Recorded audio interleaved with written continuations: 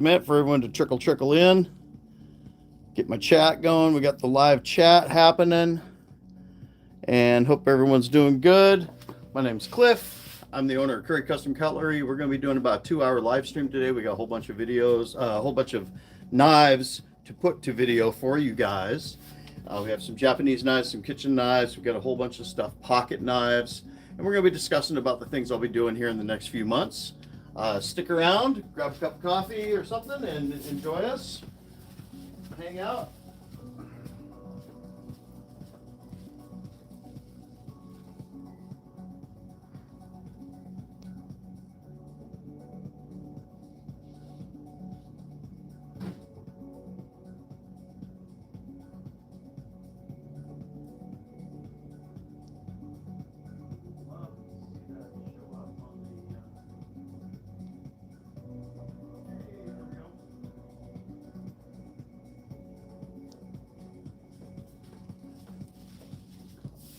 Now we're talking.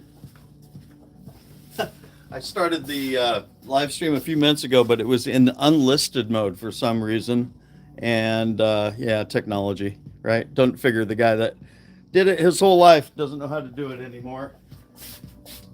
I don't know what they call that, but it isn't getting old, that's for sure. All right, let me just get things all lined up. So, like most of you guys know, the first thing I usually do any day I'm in my shop is the first thing I do is I clean up my shop.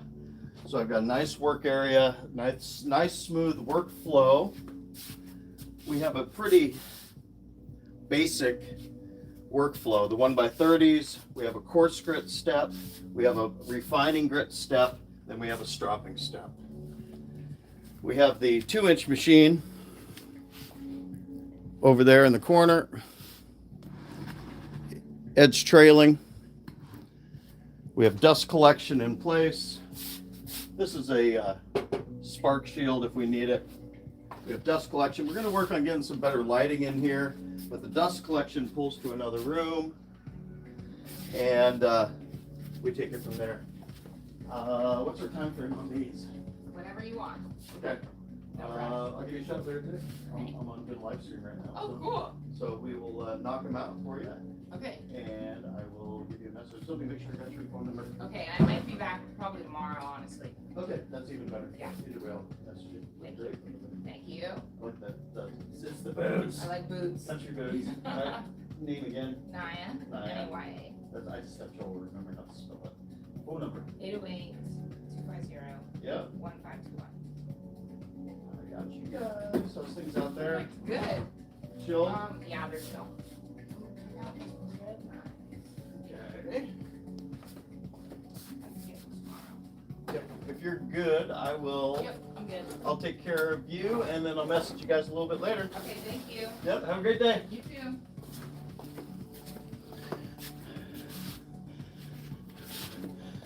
We got so much work to do today. All right, let's get started.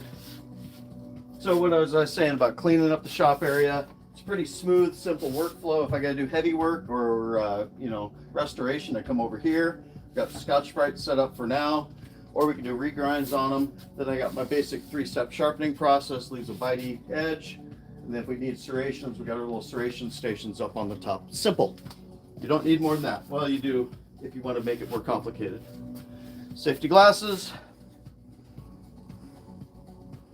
I've got my safety flip-flops on. What I don't have down here is I don't have my laptop, so I can't see, I can't read the comments from the laptop as I go, but I'm just going to assume you guys are following along. So I've got, right off camera over to the side, I've got 4 knives. These are for a local sushi restaurant. They trust me with their knives, and every 3 to 4 weeks they bring them in and we take care of them. Dull as a butter knife, beautiful shape. Just gonna give it a quick little satin polish cleaning, and we'll go from there.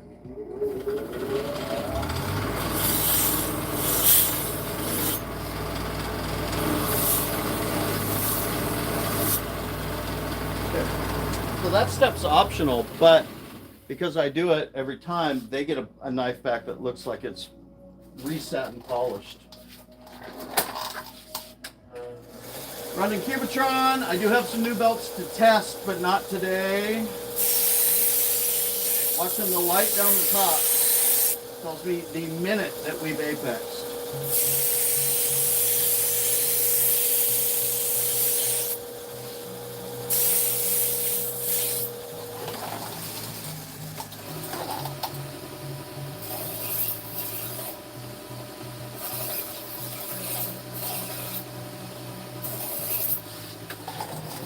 Bud.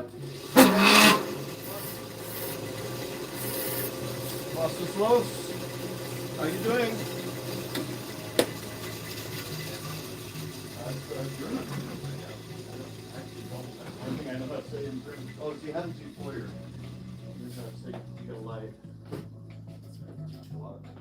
Maybe you shouldn't, probably not, shouldn't say. Phone number? 808-868-9434.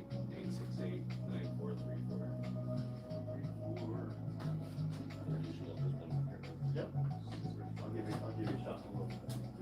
Got doing a live stream today, so I've got enough work to keep me busy. It doesn't have to be today. Like if you're swamped, so I can come back tomorrow or Thursday. Okay, let me see what I can do. I'll just start knocking them out. Appreciate it. Yep, of course.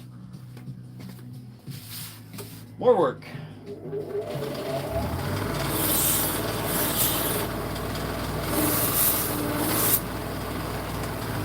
I'm not going to test every edge on camera for you guys.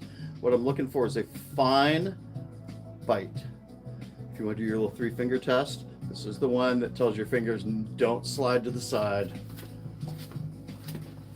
Here you go. Item number 1. Yep.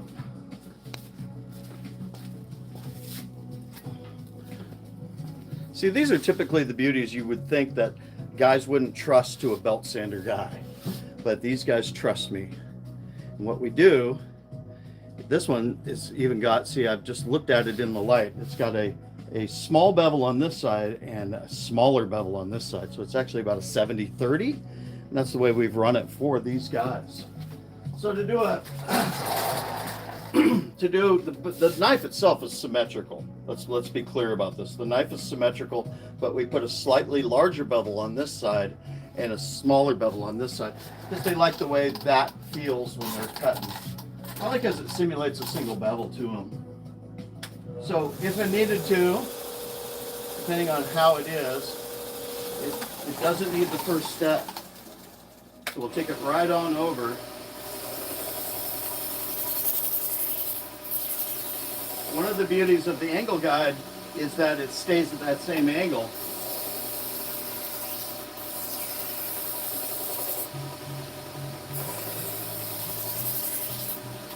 So what that means is that if this is the angle guide and here's the edge of the knife, every time they bring it back to me, it goes on that same angle. So you're not grinding more material off trying to find that angle again. It's actually another way to optimize to remove the least amount of material possible.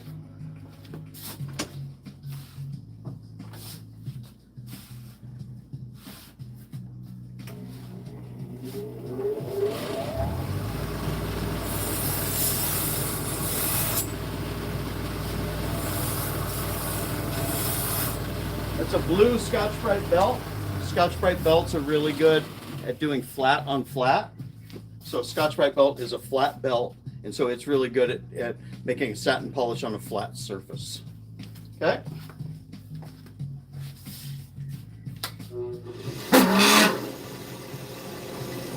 Now I have to do one thing over here. So when I do my weekly update, I'll bring you guys over. You guys can come in a little closer here. There we go. Looks good. So once a week I take my leather belt and I scuff it up. I'm not trying to grind it down. I just want to remove the glazing or anything off the outer surface. And then I reapply the 3-micron diamond emulsion, and then you get a repeatable stropping surface every time.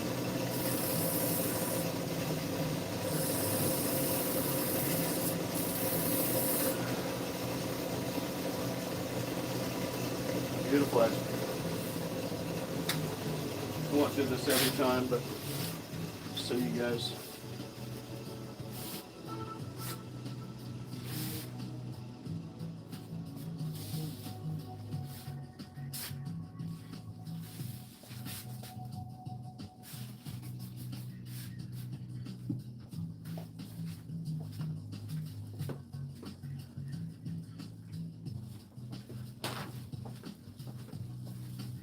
And honestly, that's why these guys trust me, because I just did the minimal amount. I did a fine grit belt for refinement, Apex, satin polished, looks like new. They don't have to touch it. And it looked like that every time they bring it to me. Every time you bring it to me, it's gonna look like that. My friend's out there, she brings them over, she's waiting for me.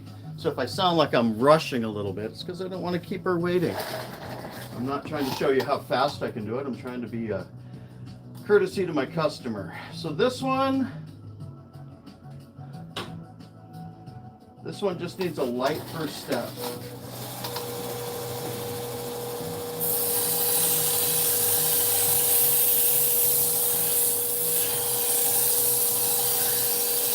There were two things that helped me determine that. One was I could really see some light reflecting back off the apex, so it was rounded instead of being like that. And I saw one spot in particular where it had been blunted.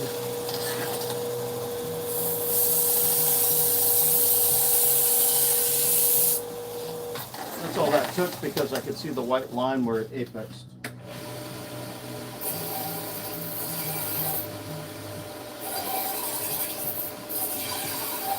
I'm doing an edge leading technique, and I'll be covering that at the National Sharpeners Guild.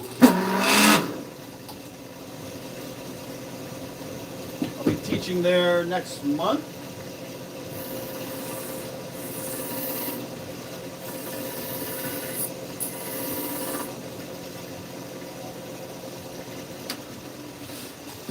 We have 4 classes we'll be teaching,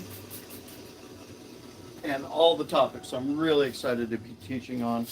I know I'm Mr. Flip-Flops, but really one of the things I try to stress is safety. And positioning, hand positioning techniques, tools and techniques, and your personal protection are all things that are really critical. Beautiful. We're not going to do anything else to that one today. I just put the edge on it. Okay.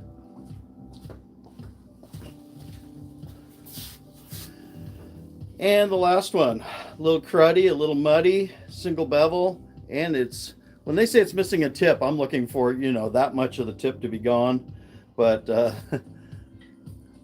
don't even know if they'll show up on camera. Yeah, it's missing its tip. Okay, this shouldn't take but a minute here. I shouldn't laugh at it so hard.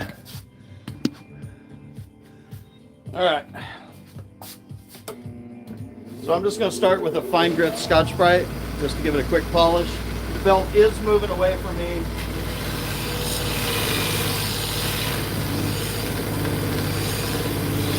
I'm on the raised part of the air platen. We have more of those coming into stock soon.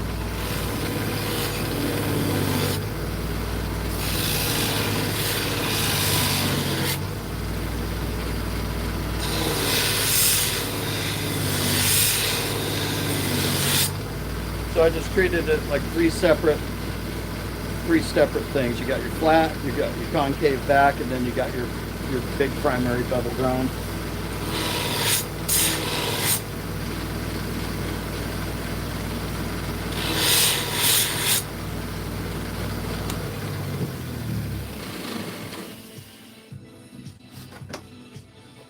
We've done quite a bit of thinning on these for different chefs there. And what I mean thinning is I mean full regrinds, but we won't be showing any full regrinds today. What I am going to do is I'm just going to come from the spine. I mean the missing part of the tip's less than a ½ millimeter right there. So we're just going to drop the spine down. It's not going to change the profile at all. Anybody worried about it? I put a little water on there. And one of the things you'll see me do often is I'll go tip and then up. And that means that you touch the hottest part or the most sensitive part first, and then you come away from it rather than starting down here and squeezing all that heat right up in. That's how you cook it too. And I'm also on the slack. One more time. Tip is back in place, no discoloration, no heat damage. And then I'll tip it carefully, firmly holding it, both hands. Again, moving away from me, and I just broke the edge so it doesn't feel sharp on that edge. Hopefully that showed up. And then we'll do a little regular sharpening here.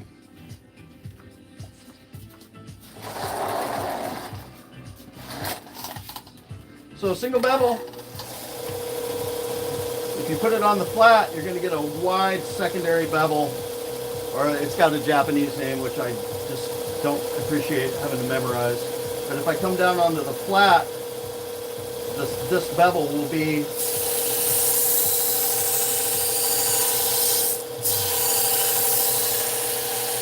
which is, if you look at any of the diagrams, that's typically how they are to begin with. This will need a full regrind coming soon.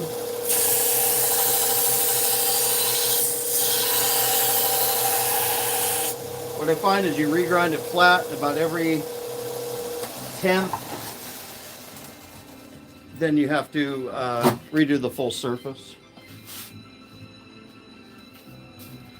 You can go a couple different ways. Oftentimes I'll just use a belt on the back to move the burr down.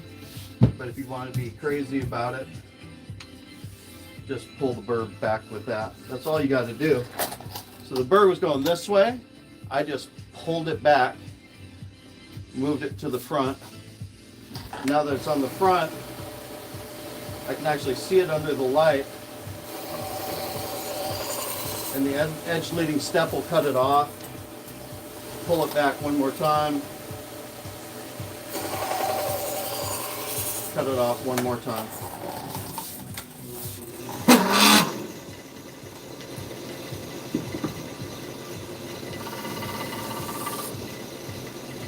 Now I have to remember that angle is up just a little bit higher for my stropping step.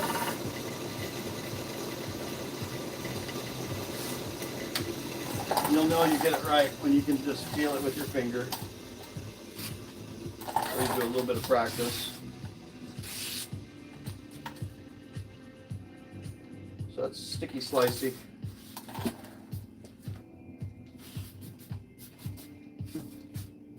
And again, I'm going to show you guys on camera. That bevel is big. Right? There's no bevel on the back. I didn't bevel both sides. That's and it should be smaller. I agree, but I'm not going to do a full regrind on the whole edge right now. These are working tools, and when it comes towards the end of this, next time I will tell them, I'm telling them right now, we'll go ahead and we'll do a full regrind on this, but I'm not going to do it while we're on camera. Okay. Girl, there you go. And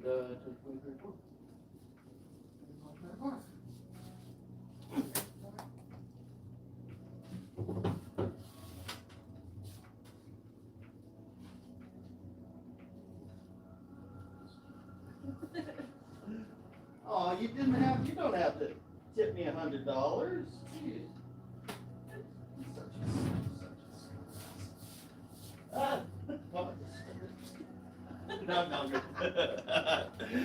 Oh, it's like it wanted to stay right there. That's weird. Yeah, well, I understand if it wants to go home with you.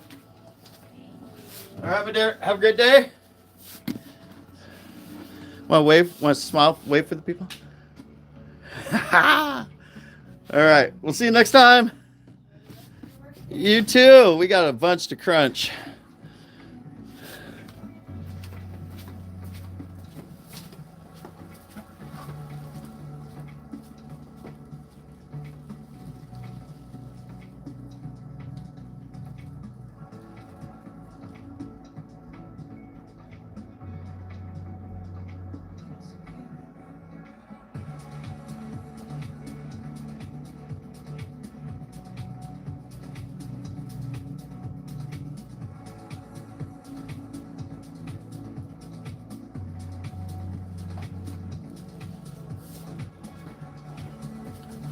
So the truly disappointing part today, guys, is I can't see the stupid comments. I just went in the office and I want to react and respond and answer all your guys' questions, and I can't see them.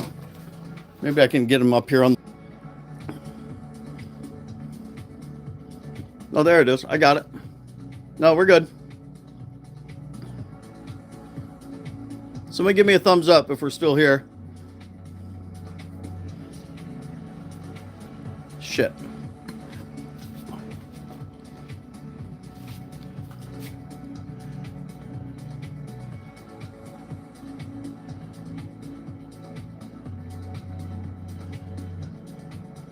All right, it says we're back on. All right, cool. I lost about half of everybody there. I shouldn't have touched that button. Lisa, hey.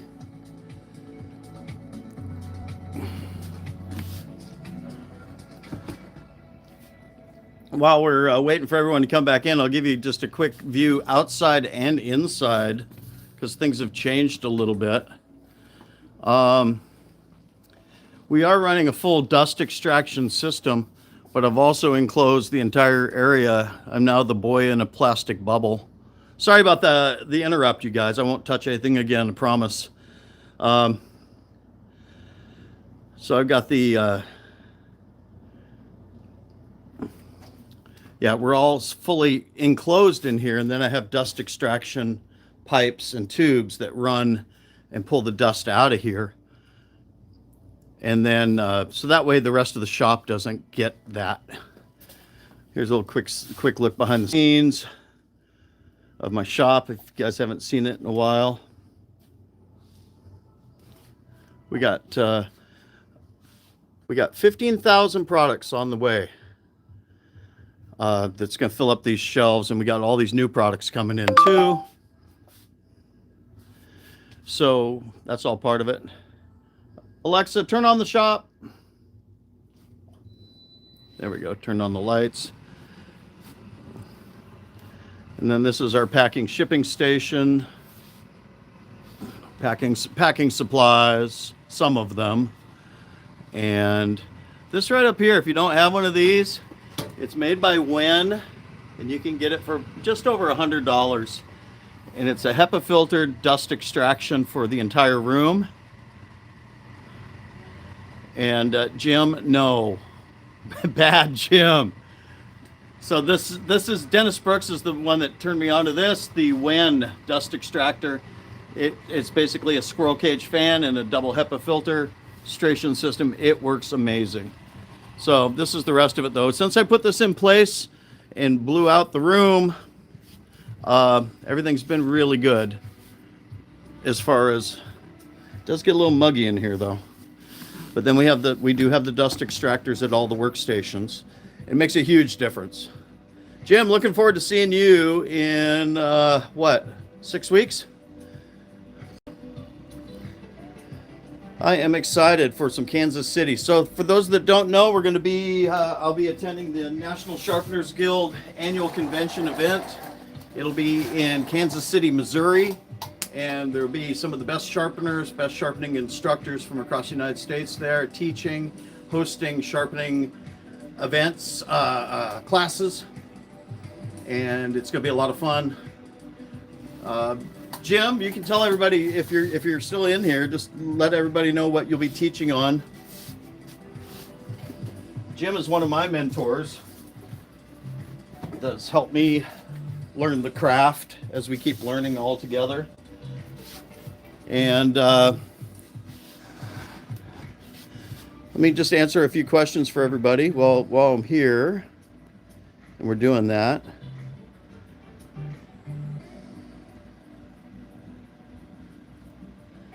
Living in a box. The 1x30 radius platen, Paul, it won't work on the Vevor. I'm not the guy that makes them. We have more products coming. So products coming from the guy.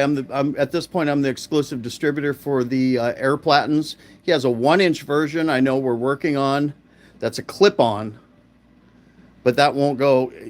People, I think, I guess I'll always just speak, what I would do. If I had a Vevor, I wouldn't have gone through a bunch of different trouble. I just would have thinned down the platen and put a clip on it instead of trying to do magnets or making it look like it doesn't work. The Vevor, you could take and thin down the platen, and then different types of angle guides and stuff will work on it. You just have to be able to be willing to modify your own equipment, because that's the way life is.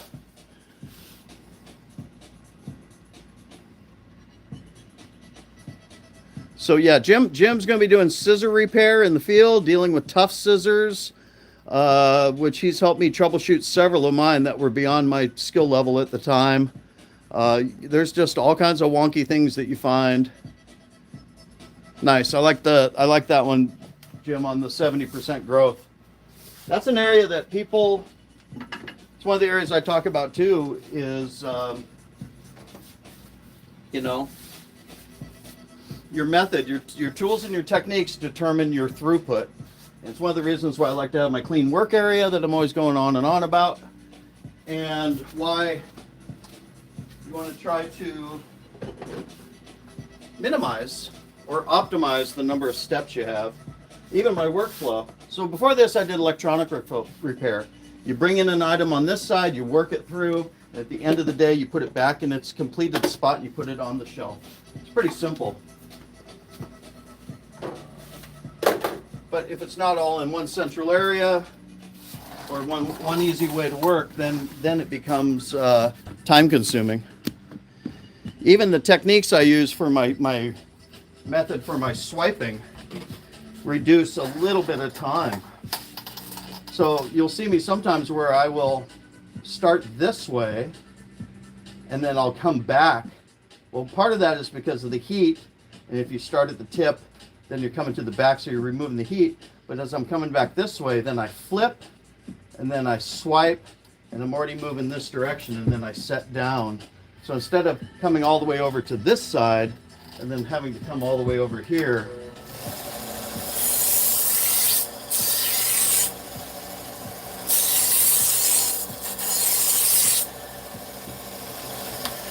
that's the first step. That removed all the damage.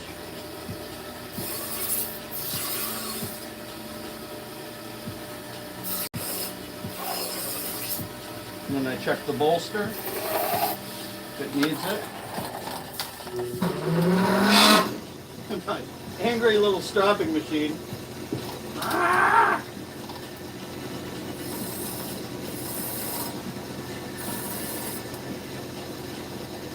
And because of my little prep on this earlier, you get that same result.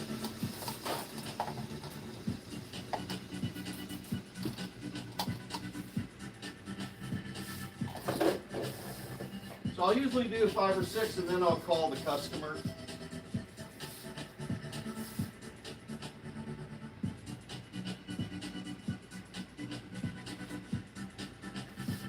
Oh boy. I see trouble. Alright. I'm just trying to get my personal technique is usually to take the simple jobs. If there's a rush job, it goes to the front. If it's a simple job or a small job, I'll usually do them.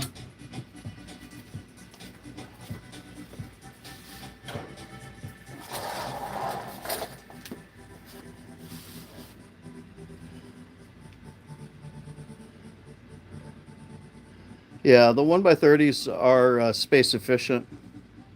I mean, I was working with 3 machines in the back of a Ford Transit Connect van, and I had the 2-inch machine on the other side. It's the tightest setup I've ever seen, so it is possible to work in a tiny little environment and still have. I had 1, 2, 3 1x30s, a 2x36, and a buffer.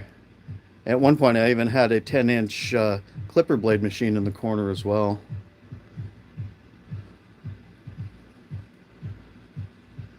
All right, we're back on So back up in there, somebody asked about keeping a knife sharp after a bit of usage, and I did. That's exactly what I did. Is I just touched it on the Trizac, and then we moved forward from there. But that's also because I could see there wasn't a huge amount of light reflecting off the edge, and I've seen it before.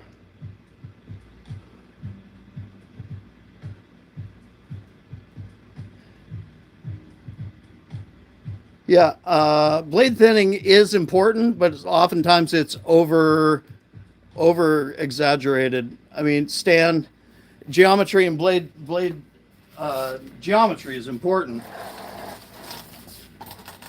but this knife's got a slight convex to the edge. Every knife could be thinned. Whether or not it's worth it, or whether or not it really is going to make a dramatic improvement to the performance, or if it's worth it for the customer as well. I get it.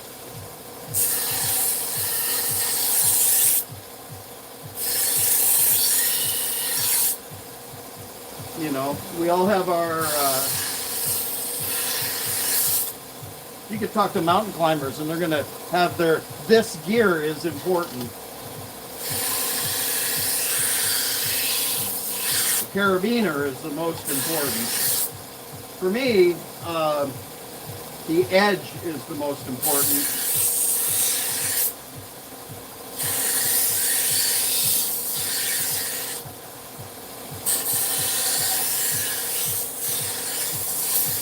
So one of the things that's happened recently, a couple of the videos have been really popular, which is cool.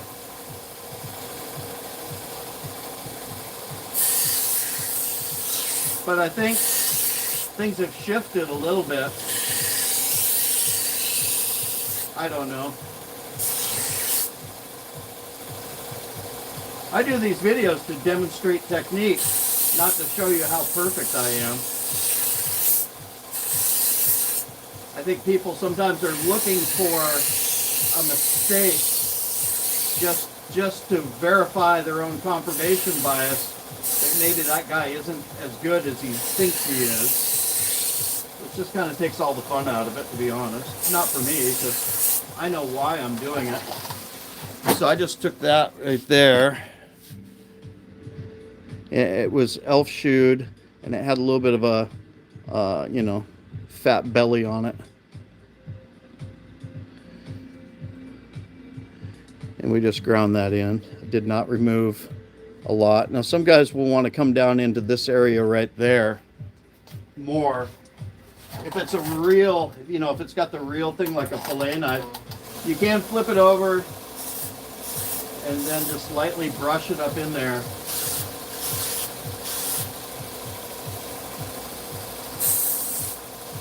Because you don't want to jam that into the corner of a belt. And that's one of the things that concerns me the most about people using the 2-inch machine edge leading. If it has any sort of a recurve and you come into that belt, it's going to be a bad day.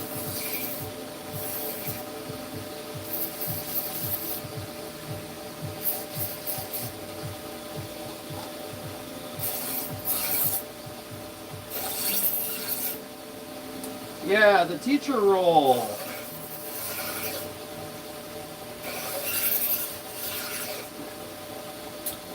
I had this concept kind of explained to me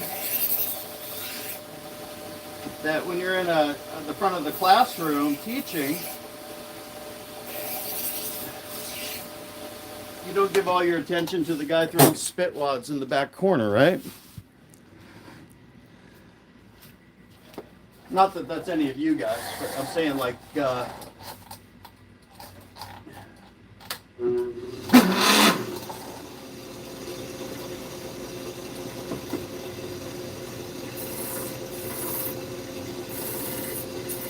we did a video about a week ago, and I was 100% happy with it because I was demonstrating how to cut in the serrations, and it was on the Spyderco, and I bumped the handle and scuffed the handle. and they lost their mind, man. You ruined the knife. You owe that guy a new knife. They kind of totally forgot. I'm not saying I didn't do it. I said I did it. I showed it on camera. But the attack level was pretty significant, significantly disproportionate to the scuff on an old beat up knife that had bad serrations that I repaired. Now half of it was they didn't like the serrations that I chose to do. Please go look at the video. I don't disagree, the serrations I did are not for everybody. I took 3 deep serrations with these weird little leftover teeth on top, and I replaced them with 3 shallow, symmetrical, identical, razor sharp serrations. It's for a chef. He uses it in a restaurant at the back of the house, cutting up boxes and stuff. So naturally, he was totally stoked to have his knife back. He didn't care I scuffed it, but the point was I was trying to demonstrate how to transform something, not try to be flawless.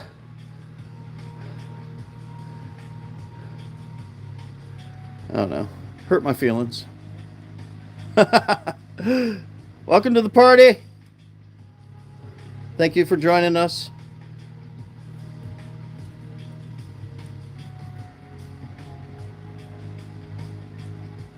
JB, love you too, brother. Thank you.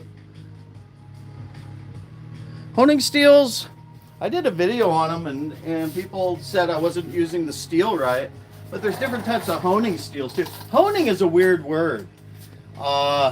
Straightening the wire edge. I'm aligning the edge. If you've ever, go get yourself a microscope that costs 30 or 40 bucks. Look at an edge. I've once saw an edge that was rolled over. I've seen it where it's impacted. I've seen it where it's completely dulled. I've rarely seen one that's rolled. I've seen chipped. I've seen damaged. I've seen nicked. But when you really start looking at an edge and then you put a steel on it, the ribbed steels rip material off and they will leave a loose barbed wire looking edge under microscope. And that barbed wire is what bends over, rolls over, and then they have to re-steel it every 10 minutes or so. That's my opinion based on my observations with a ribbed steel. Diamond rod. I've got a video, forgot what it's called, rod, honing rods. And the diamond one is like rubbing it on the concrete. Diamond rods are pretty rough. They do make a fine diamond rod. And then you got your ceramic rod, and those are basically like about 2,000 grit whetstone.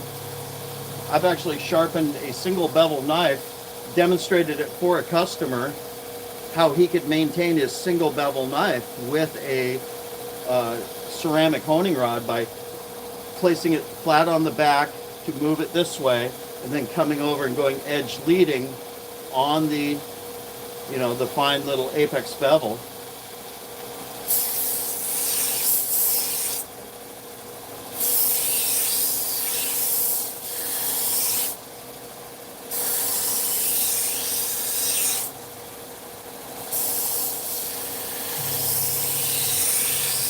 Microscopes are great because they kind of show you what's really going on. So I just reshaped that one a little bit.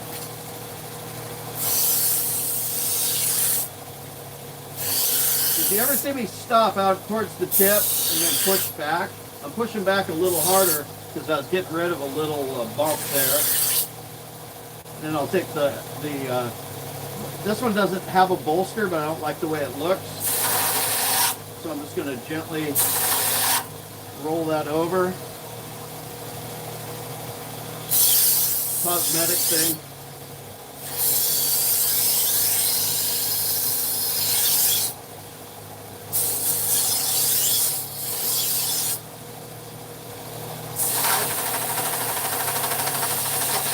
This one does have a bolster and it kicked up a little bit, so I'm just dropping it down. First thing you always do is make sure it's not hollow.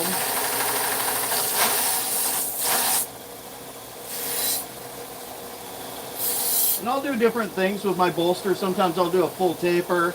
This one is very fat And so I just put a flat on the bottom and lightly chamfered the edges.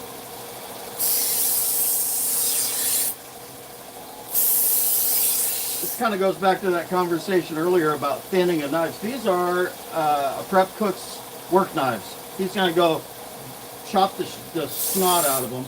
There's even a light reflecting right there.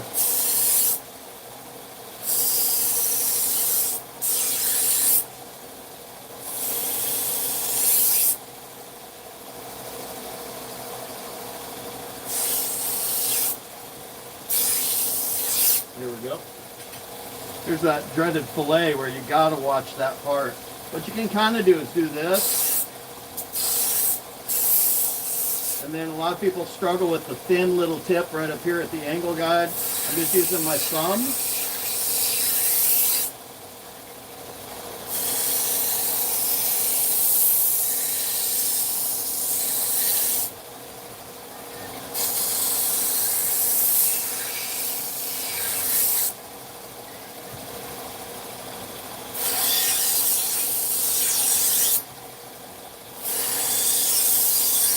I'll check comments in between batches.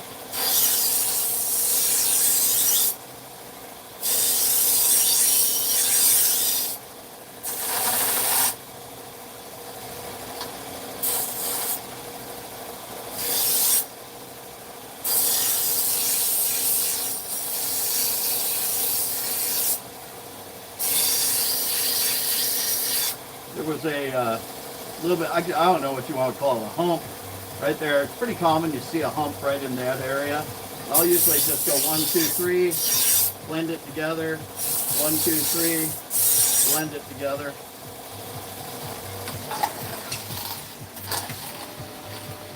So this is the step where you got to be a little more careful about that recurve, especially with the Trizac belts. You dig?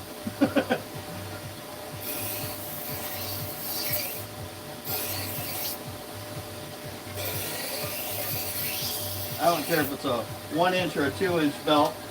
Once you pop the belt, it makes you jump. 1 inch belts don't get thrown, which is why I'm not worried about wearing my flip flops down here. And my feet are off to the side. I don't know if you noticed that, but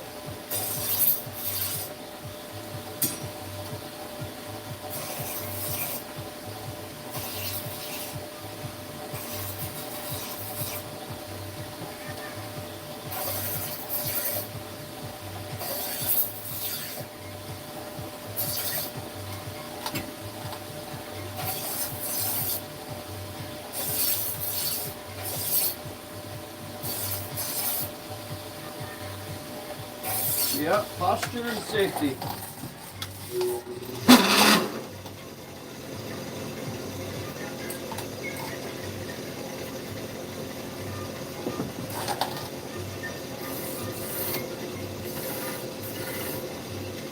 I think the other thing too is when you have a nice workspace, it just makes you feel better.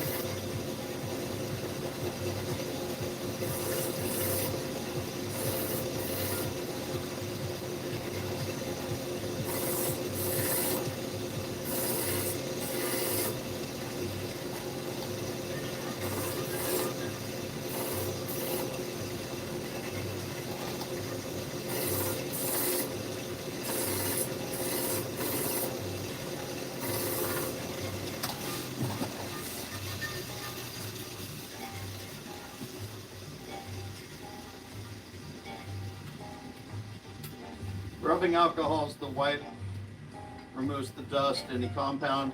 Also, I'm using that as my inspection step too. So you're looking for any, anything you missed. You want to make sure with your trained sharpener eye that you're looking for that this is ready to go back to the customer.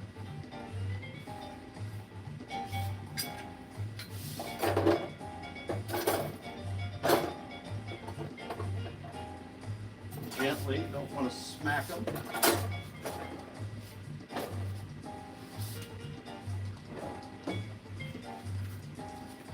So this is what a brick and mortar business looks like. I've got work that's come in from commercial kitchens. I've got work that's come in from food trucks. I've got a lot of people that know me from the farmer's market. I got a huge order from a poultry processing plant. They gave me 20 or 30 to do. We have a private chef from her estate, and they brought in the entire kitchen's knives. I'll take care of them. You get some gardening tools. You get all the stuff, basically. But you don't have to run around, which is kind of nice. So I said it before, I'll say it again. How's everybody doing?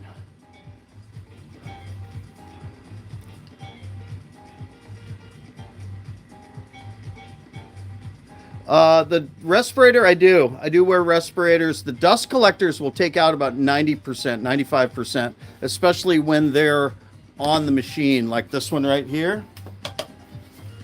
And if you got the proper dust extraction set up, you can literally see it pull the dust out of the air from right around this area. It's the micro dust. And I think that should be really addressed a little bit more. It's a great question. The micro dust, Dylan, yeah, micro dust is, as I'm calling it, the micro dust magnets won't catch it. You could put a big fat magnet right here and it'll grab all that dust, metal dust, let's be clear. But that metal, those metal particles, that's half of it. And then you got your secondary, which is the metal dust that comes off here. And then I'd even call it a tertiary, the micro particles of metal dust. And one way you can tell, get your dust extraction going and have the early morning sunlight coming in and touch a knife to it.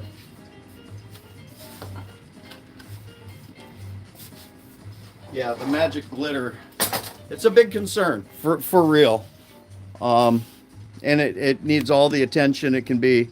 I mean, you can go with wet machines, but at some point you're still going to have, even when I had the Wicked Edge and I was using my Wicked Edge, the whole shop area would get covered in metal dust. Yeah, it's probably, yeah, probably the least favorite part of the whole deal. It was not in the owner's manual when I became a, sharpener. So we have a couple different respirator products that we're now, offering people, but here's one I've tried in the past. This one is a full face, and then it's got the N95s down here, the canisters. This one's amazing, and we have it at a really good price on our website.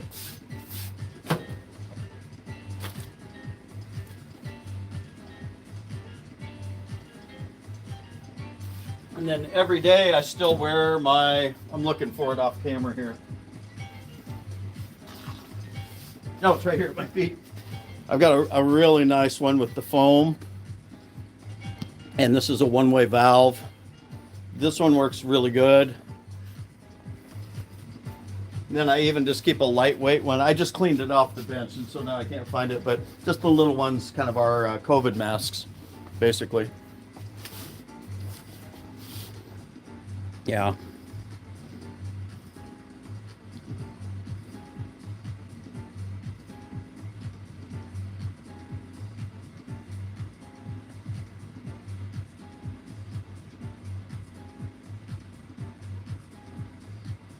All right, shall we do some more grinding here? So, this is just part of my daily workflow. I'll put on a mask. You guys can probably hear me through it.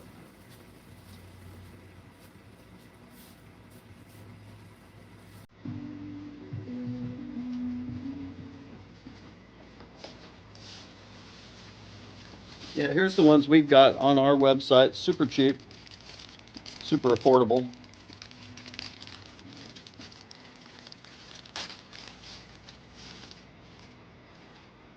Got them in gray because, metal dust. There we go.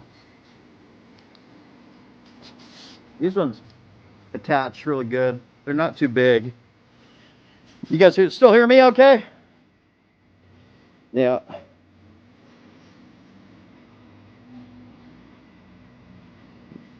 Yeah, magnets don't catch as much as people think. I think magnets give you a false sense of it because you see them catch so much. The difference I can tell is, like, so we're on camera, so I don't have my dust extraction sucking from the other room right at the moment. I could, probably.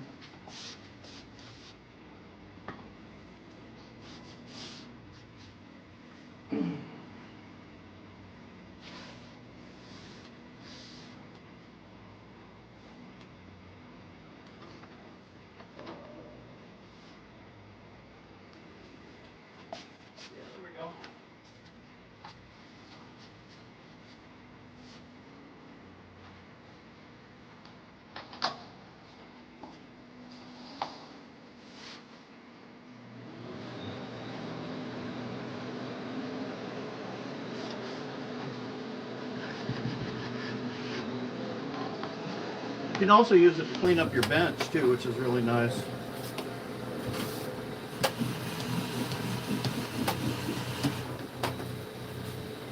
Okay. You probably won't be able to see it, but you might.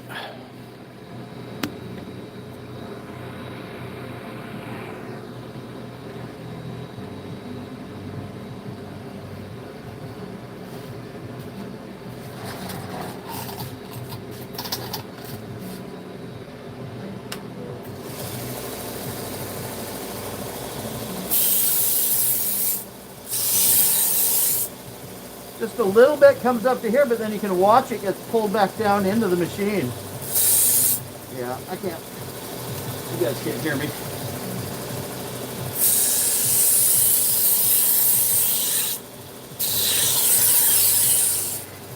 A little bit, but it gets pulled back down in.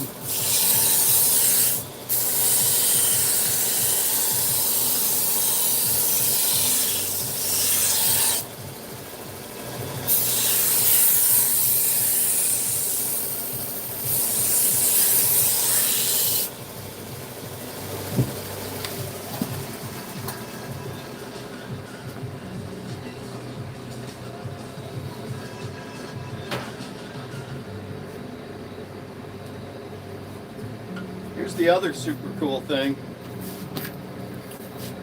So this, nice, thank you.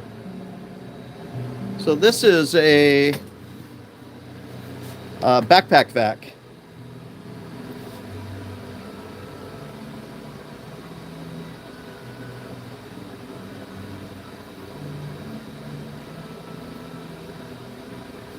Yep, for sure. So this is a backpack vac. If you guys haven't heard of these before, you can get them online. I actually found one for under $200 on Amazon, and they're very quiet because they're designed to be right on your back. And so they've got the sound is low, and then they've got a HEPA filter built in. They've got a filter bag and then a HEPA filter built right in. So they're compact, they're quiet, they have good suction, and they're HEPA compliant. And these, it's got the tube right in the top. So this is what I ran when I was in my little minivan, because you can just have this over in the corner, turn it on, and you get immediate dust extraction for even for a very small space. That's a good way to go.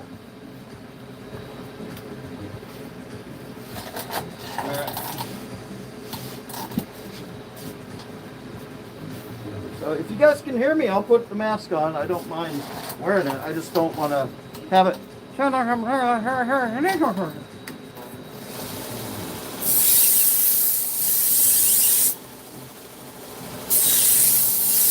Great discussion, great conversations. If you're not familiar with the backpack vac, it works great. One of the reasons why I like the closed frame design is it allows for that suction.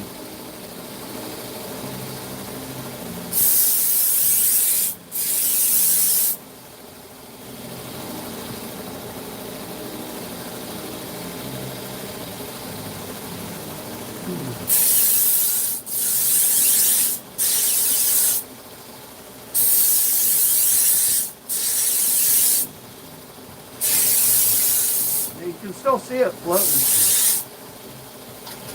And I did catch the comment about the abrasives themselves.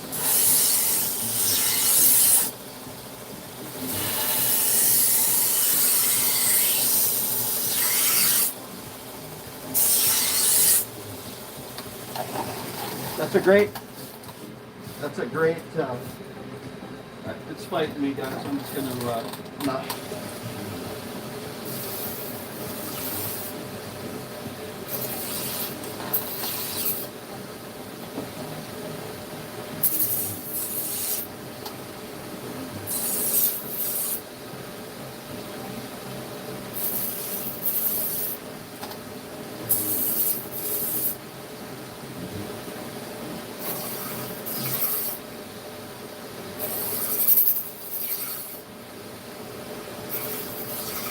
I think the dust extraction on this one's even a little better because it comes straight from the back, and then the area is a little more enclosed, where this one's got a wide open area here that I think, that's why you've seen before I had like a little piece of duct tape over this area, and that was just to give it more pull down through.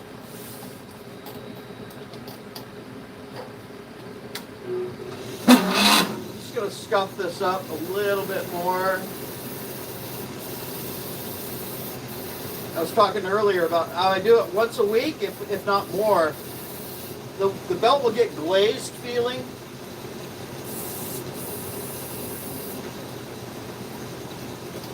Open up the pores on the leather, reapply a little bit extra of the 3 micron diamond, and then you'll feel it gets, I don't want to say sticky, but it's got stiction to it. It's not glazed.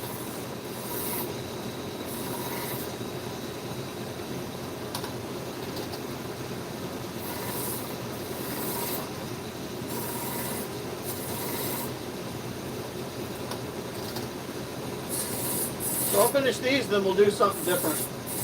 How about that?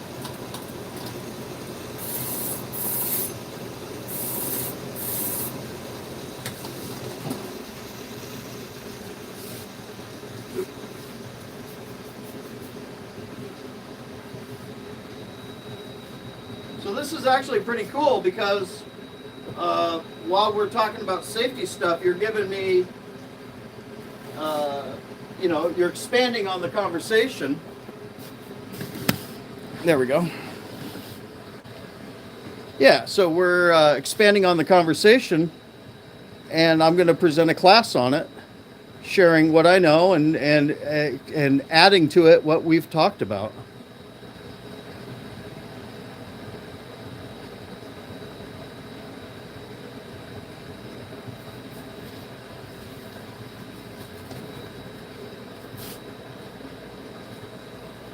I mean, just having a vacuum set up takes it from sand piles, dunes, sand dunes of metal dust. It takes out, I would say, 90%. But that doesn't still, I just know the difference when I run the vacuum.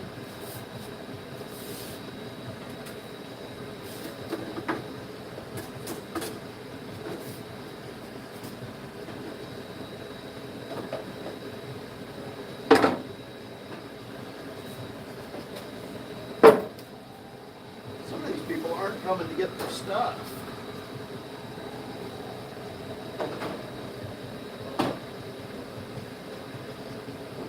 She's good. She's good. She's good.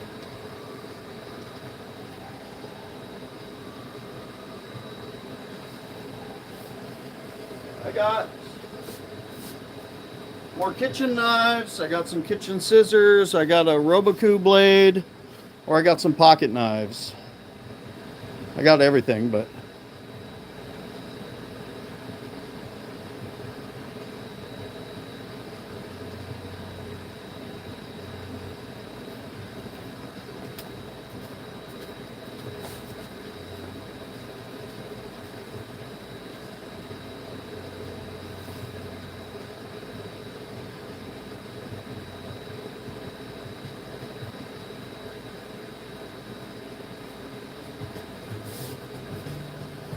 Here's the two that we have on our website. That's just like your standard 3M respirator. I've seen the low profile models. They're kind of cool, but this is an affordable version of the 200 hours of filtration, carbon filter built in. That one's cool. And then there's your full face. But this one gets, I'm in the tropics, so this one gets hot. So you get your hot and sweaty going.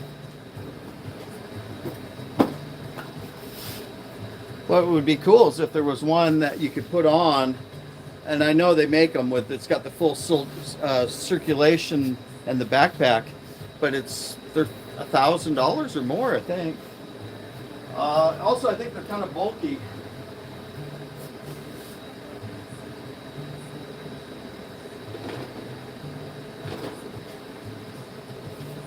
All right, what do you guys want? Commercial kitchen or pocket knife?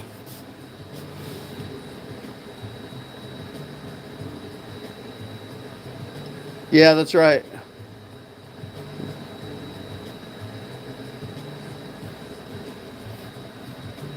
Jim, don't be blowing your nose on my live channel here. Come on. Nobody wants to see that. Ew. Boo. Ew.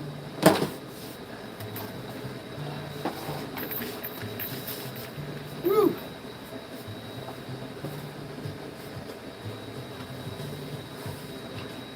Don't let Jim fool you. I'm sure he's working his butt off right now.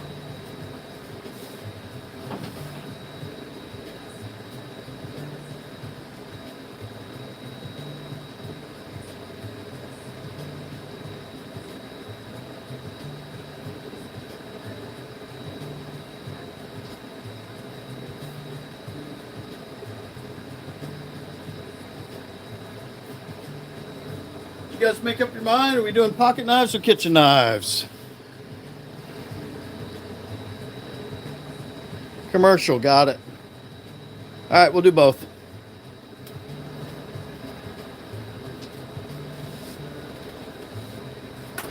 Do the commercial first.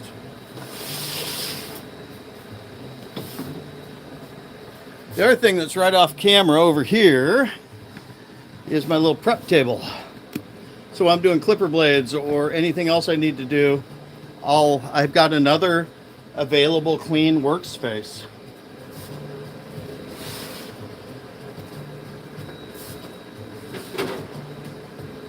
Look at all the space. So I got two mandolins,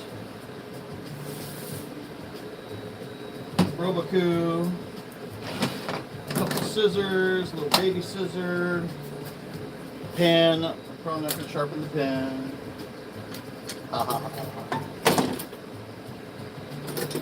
Bunch of knives. I've been sharpening these knives for years.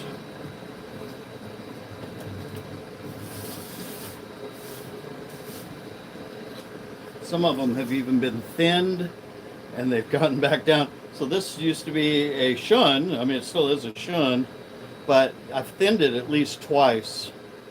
And it's now turning into more of a, I lost the word there, dang it.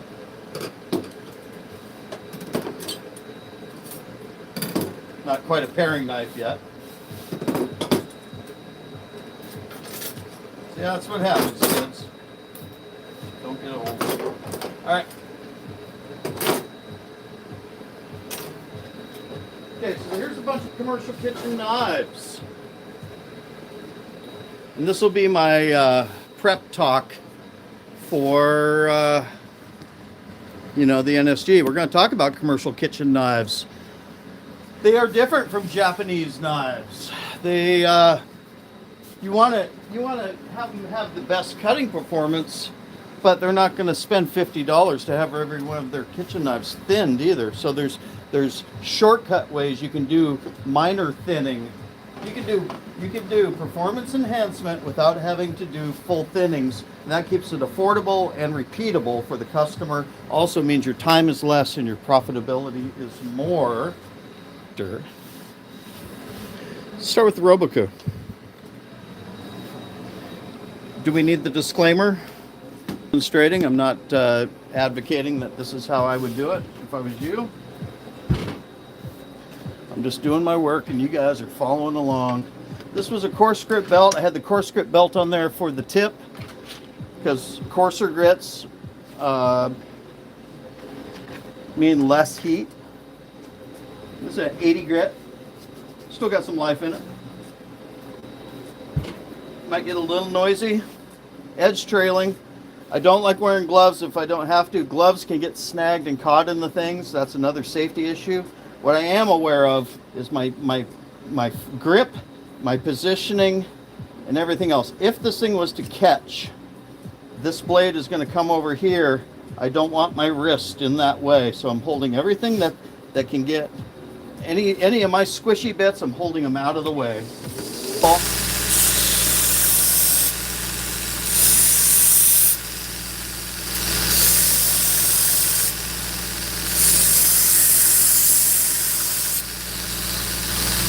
Just cut a burr in. I just ground that burr in. There's the edge.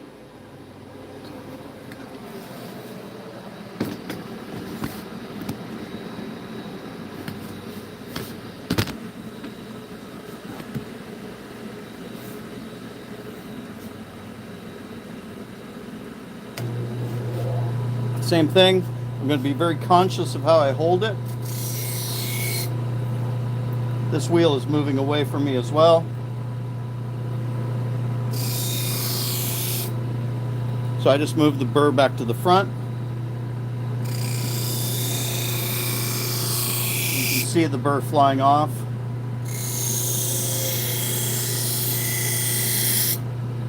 I try not to do more than I have to because that's when you start to dull the apex.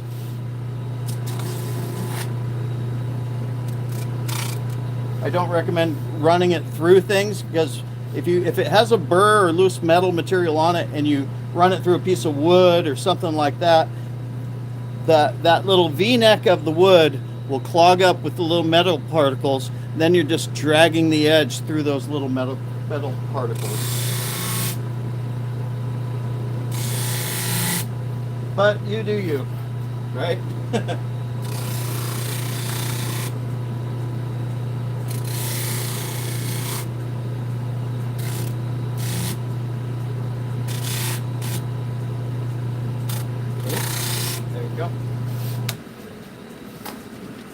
This is my last phone book. I don't know what we're going to do when we get rid of it and this phone book disappears.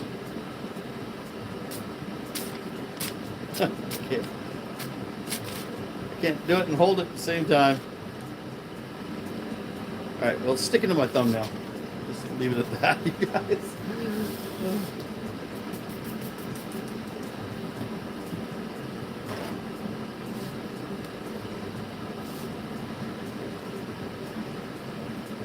Okay, Roboku, check.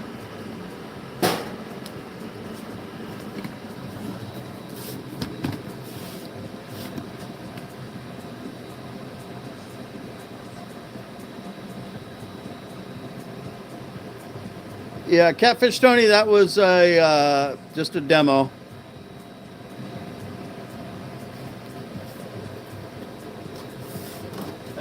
There's other ways to do it. I don't recommend people do that method. That's not a, OSHA approved. I saw the comment. Somebody asked, what do people do when I've got all their knives? Tuesdays and Thursdays, I offer same-day sharpening service. Everything you see here will be done by the end of the day. They'll be contacted, and they can come get them. Our typical turnaround time is 24 hours. If you drop it off on a Monday, it's ready on a Tuesday.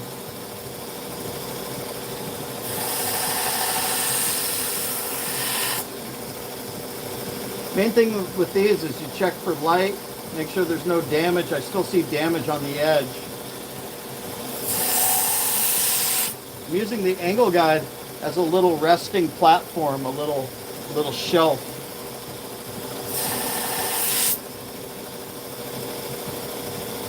You can feel it when it gets bitey.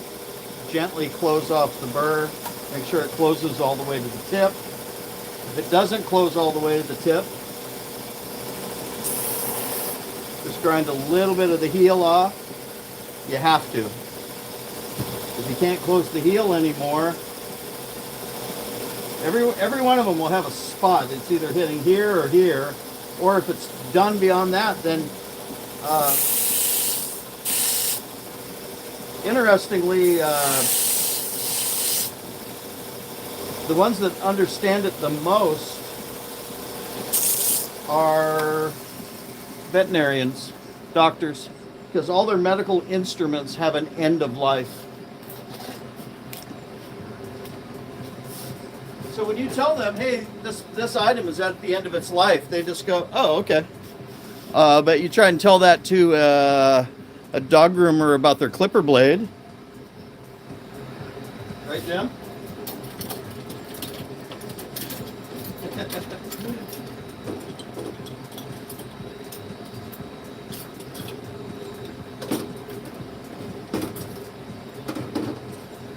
All right, so over here, here's what I'm doing.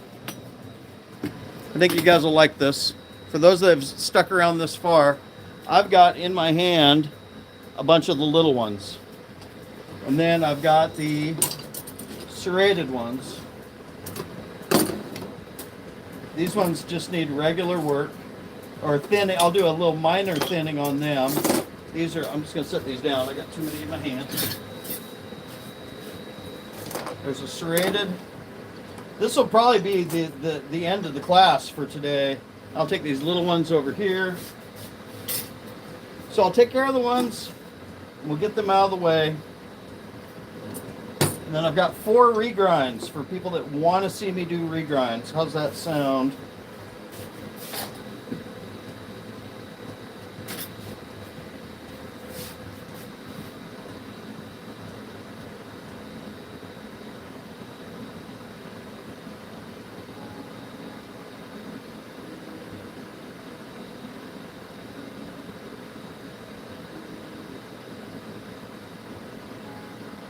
Bill, are you asking if I use the twice as sharp on scissors? I do have a twice as sharp, and we have twice as sharp products, but I usually just use the belts because I've got them set up here. I find that doing the clamp thing, if it's a very precise set of items, then for sure, that's where I'll go to. All right, give me just 1 second, you guys.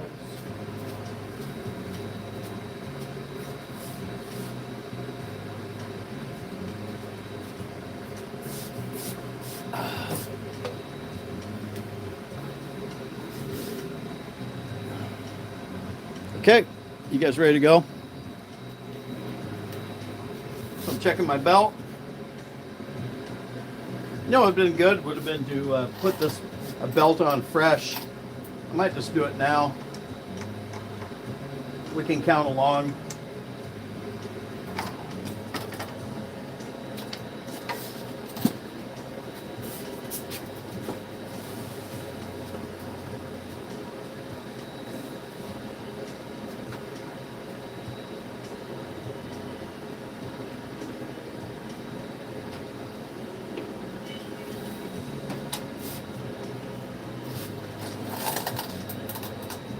So I'll talk a little more about the NSG coming up.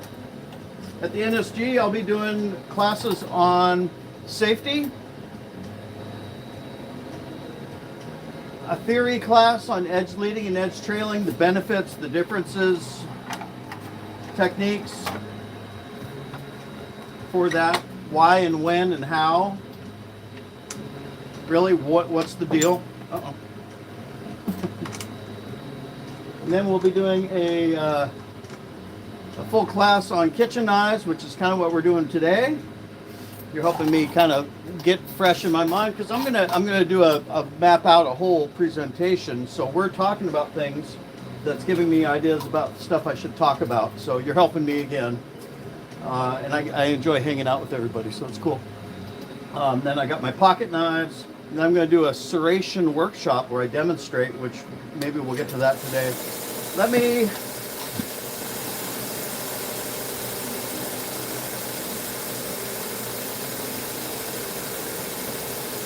on, Dan.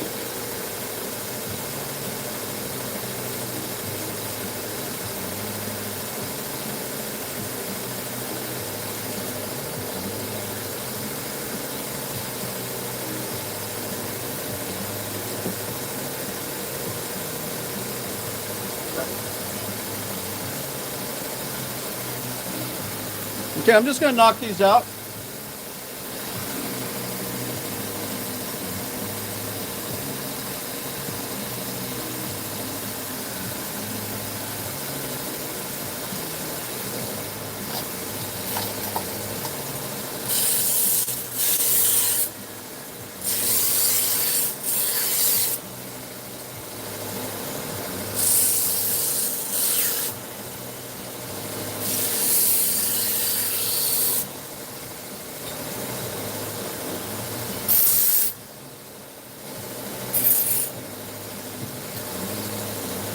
Okay, this is dull. Now it's bitey.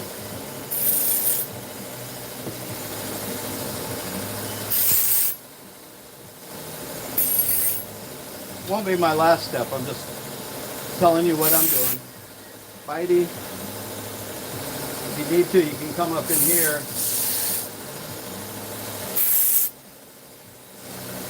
Get that too.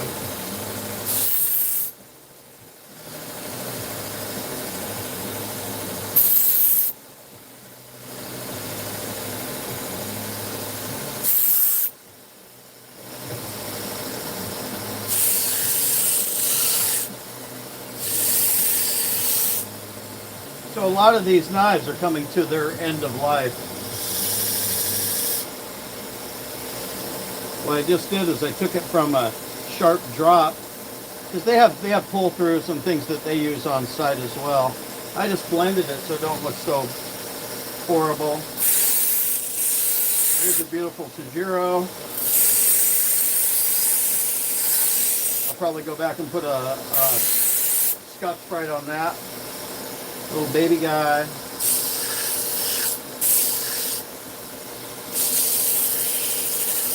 Just putting a new edge on it, man.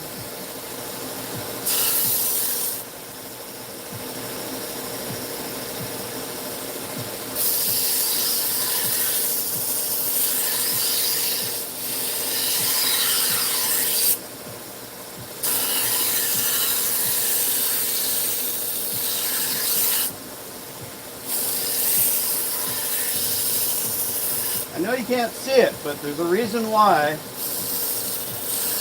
I stop when I do or I keep going. It's because I can see the light telling me that the job isn't done.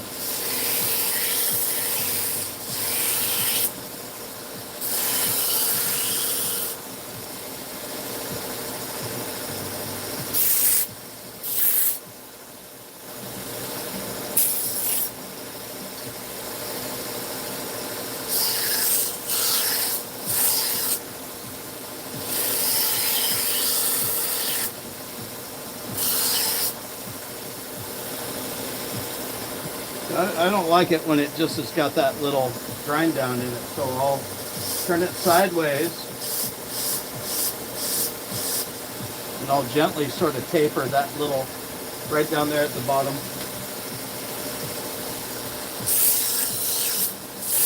It's a preference thing.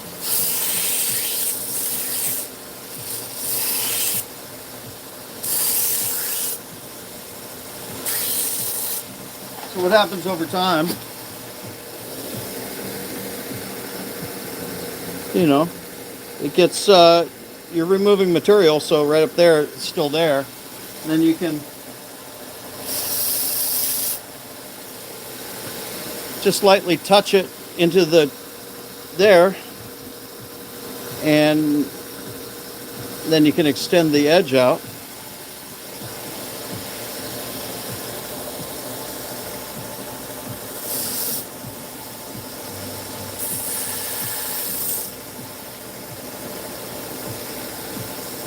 Now it looks, oh no, I ruined it. I touched the handle. I scuffed the handle. I ruined it. Fucking guy. I swear.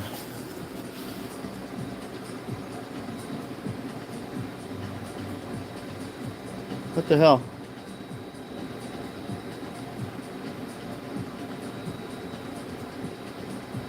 Hey, Mike.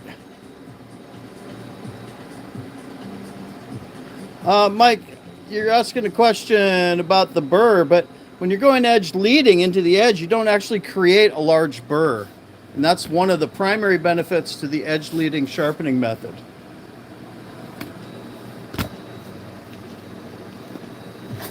Edge trailing, you always pull up a large feather burr that you need to remove with a buffing wheel, a leather wheel, any of the other things that guy mentioned there. I don't recommend a cork. But I think Chris was commented there. But when you go edge leading, you end up with a strong toothy formation with not a large amount of burr. One of the best videos I ever did on that is sharpening in 1 minute. And I do a knife and I show you at each of these 3 steps what it looks like under the microscope. One of my favorite videos of all time.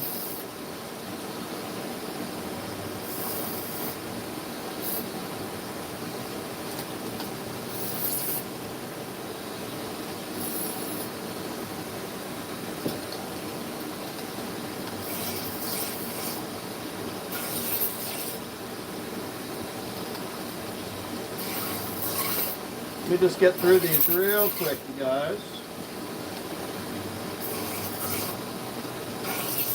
So this is a refinement step at 600 grit with the Trizac A30.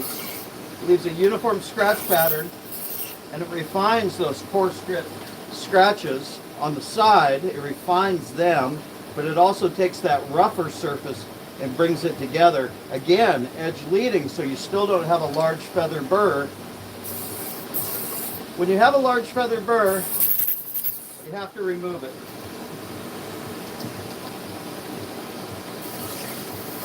That typically involves a buffing, a polishing, or a stropping step.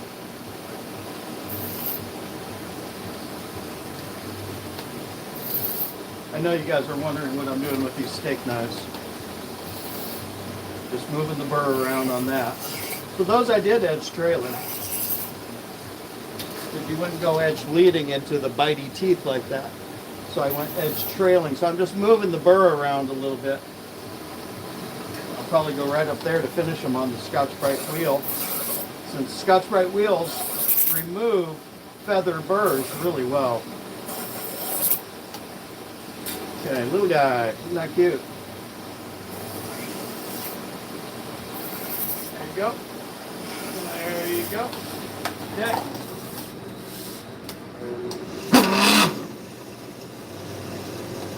This thing's been in service for 3 years.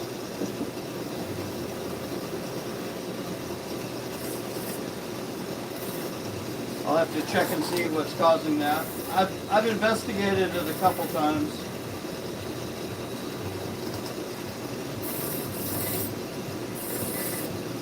So what you'll notice me do is I check for the bite, and I also use it's kind of a modified version of a 3-finger test, but I just touch it with the edge of my thumb very lightly, and I get feedback that way.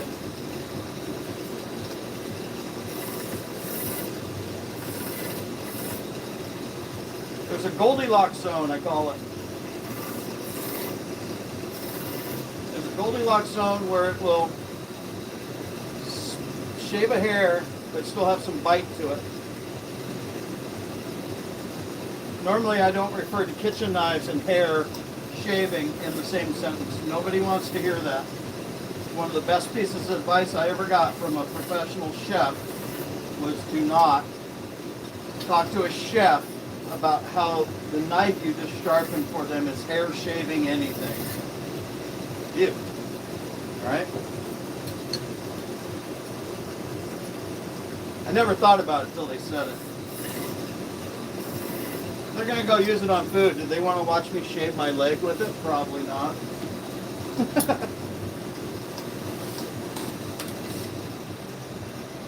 Okay, 600 grit going away.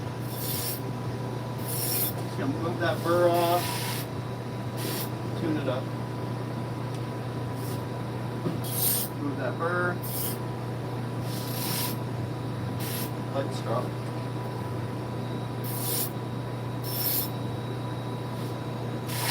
Point of removing the burr so you don't leave any loose material to get into the food. The fingernail check, make sure that it's got a nice bitey edge. It's going to slice for them.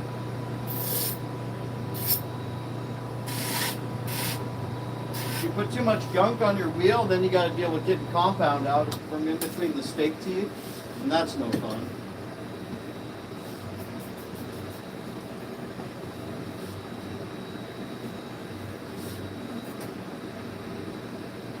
One, two, three, 4, 5, 6, 7, 8,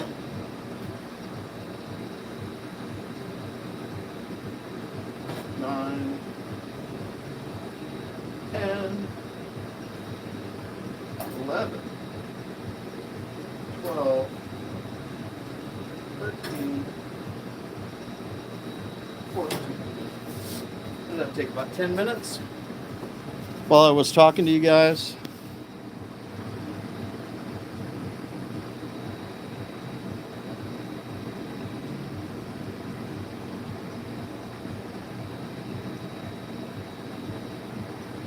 Dylan, thank you, man.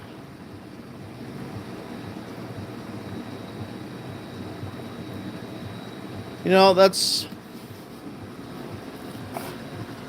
I really appreciate it, you guys. We all got our calling in life. I think sharpening is a weird thing because there's a lot of ego involved. A lot of ego. I don't know why. I don't understand why, to be honest.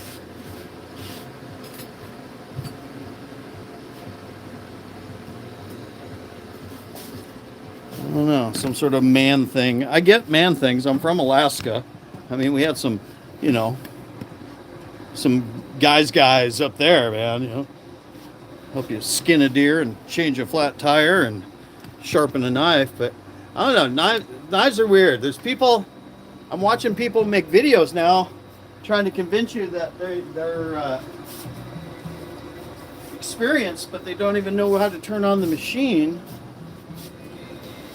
Seems like there's just a lot of content being created where people are trying to get YouTube famous, and that's not the plan, man. That's not where it's at. Where it's at is trying to help and share with other people. At least that's where it's at for me, you guys. So you know that. Let's go. Yeah, you know what, Catfish Tony, I've found it. It took me long enough, but I mean, some of them are, but half the ones that say, because I'll do a good video. I know it's a good video because I put my heart and soul into it, and I know I'm demonstrating things I've never seen before, so I'm hoping it helps somebody. And then somebody, you know, says, loser, whatever. It doesn't personally affect me, but I also don't roll over for a lot of it.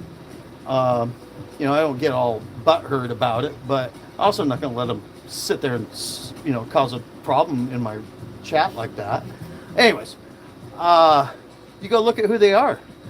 They got a brand new account. They got no videos. They got no nothing on YouTube, you know, and it's in other places too. It's weird. These people, half of the stuff that we're reacting to and responding to in online discussions, which are just argument forums where you hold forth on your own personal opinions, they're riling us up, and I don't appreciate being manipulated, you know. So we gotta keep your wits about you guys. What's real is real, and what's not is designed to make us fight, to keep us weak, basically. All right, let's go.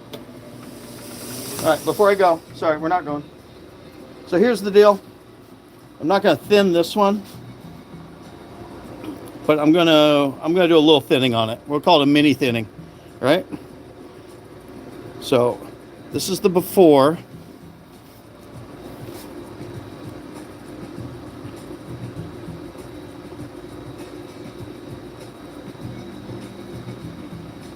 Thank you, Mike. Appreciate that, brother. We're actually gonna get some real nitty-gritty work done here. So I'm gonna take this and we're just gonna do some thinning on it.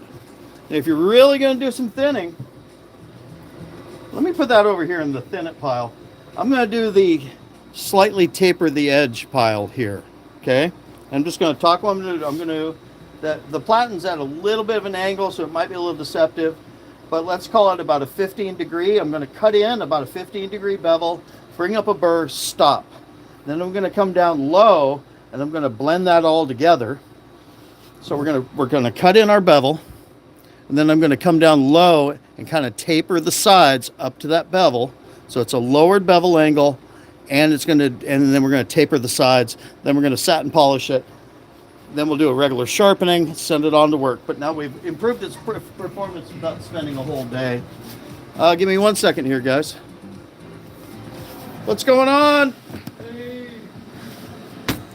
How can I help? Tuesdays and Thursdays, there's a box inside. Where are we at? There's a box. It's a box.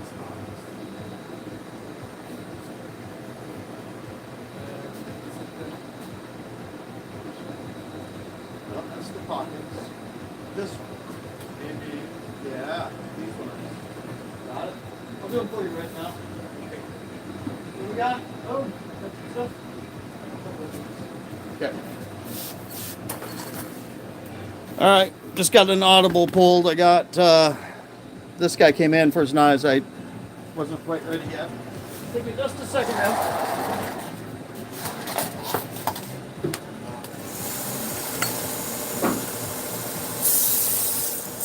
Mailman, sir, how you doing today? Rock and roll, baby.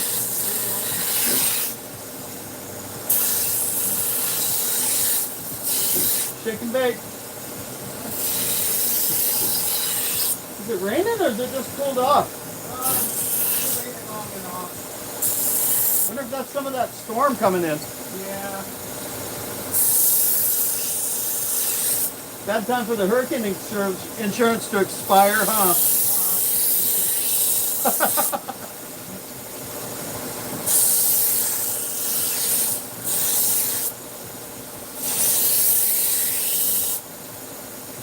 Trying not to grind off more than I have to. These are so dull. They're just basically you gotta pick the metal off to get the two surfaces to come back together. You got to. No matter what angle you pick.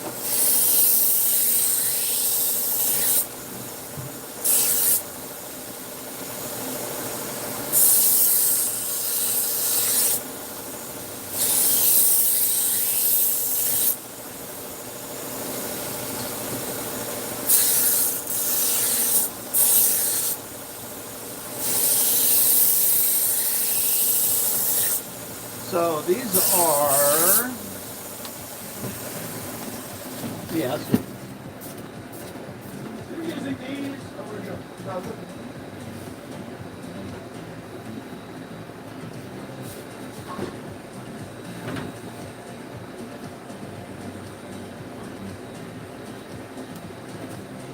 So I know this guy pretty well, but I didn't message him that his items were done.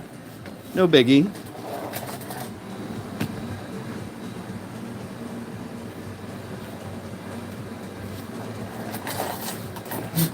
Let me get these knocked out, and then I'll get caught up with everybody in the chat. I do want to get to some of the cool regrind if you guys want to see some of that.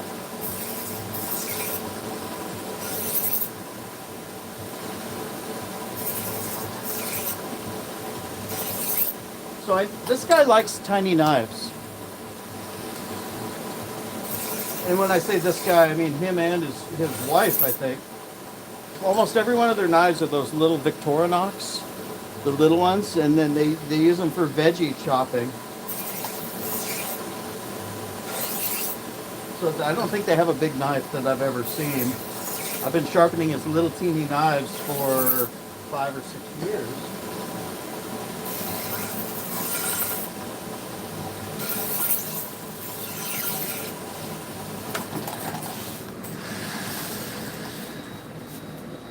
But I think these are his steak knives.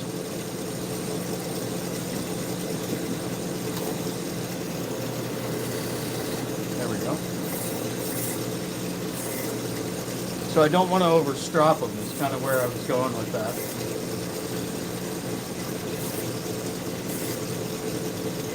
Yeah, really nice bitey edge.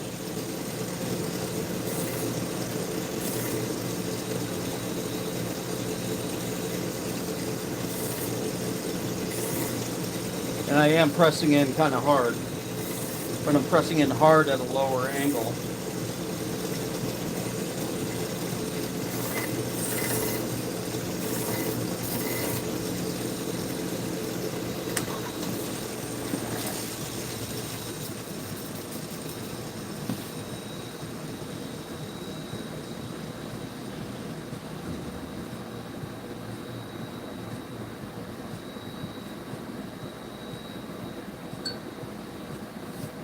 Okay. I mean, we didn't skimp any steps. We didn't cut any corners. Doesn't take that long. It doesn't have to be that hard.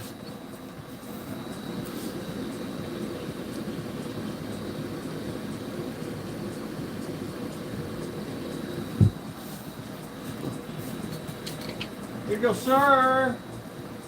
Right up, sir.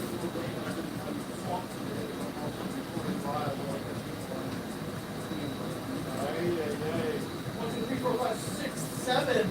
Now we can have snake. Yeah, I knew that your way, but I left it with extra bite on it. I didn't need to stick that.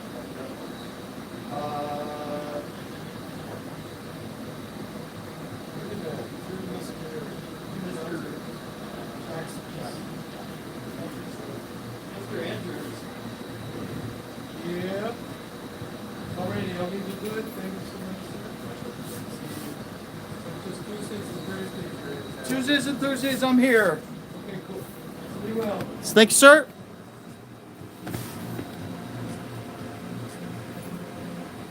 That was 1, 2, 3, 4, 5, 6 steak knives, if you want to call them steak knives, but medium length knives. 1 bigger knife, so 7 knives. 7 times 8 is 56. I charged him 40 because I see him all the time.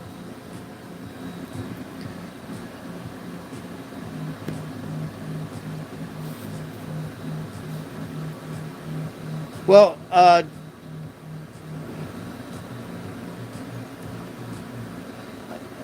everyone, you know, it's not that I do everything at 16 degrees. Look at me, you made me stutter. I had a different train of thought going there. Oh no, my train of thought.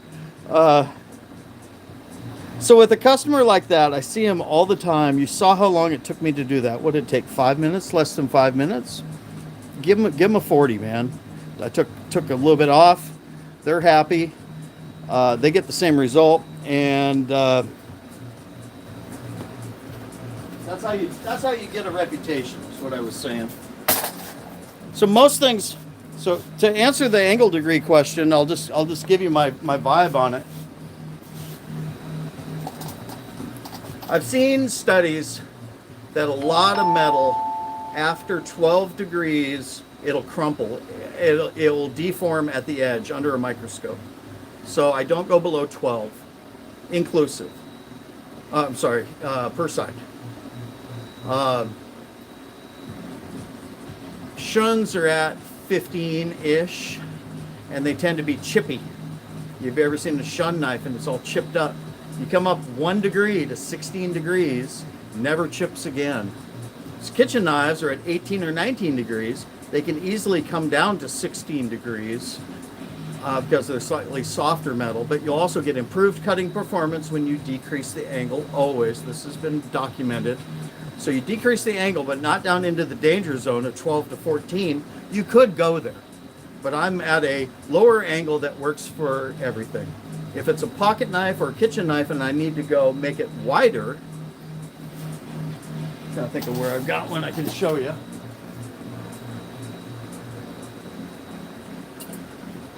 This isn't a great example because it's a single bevel. But if I put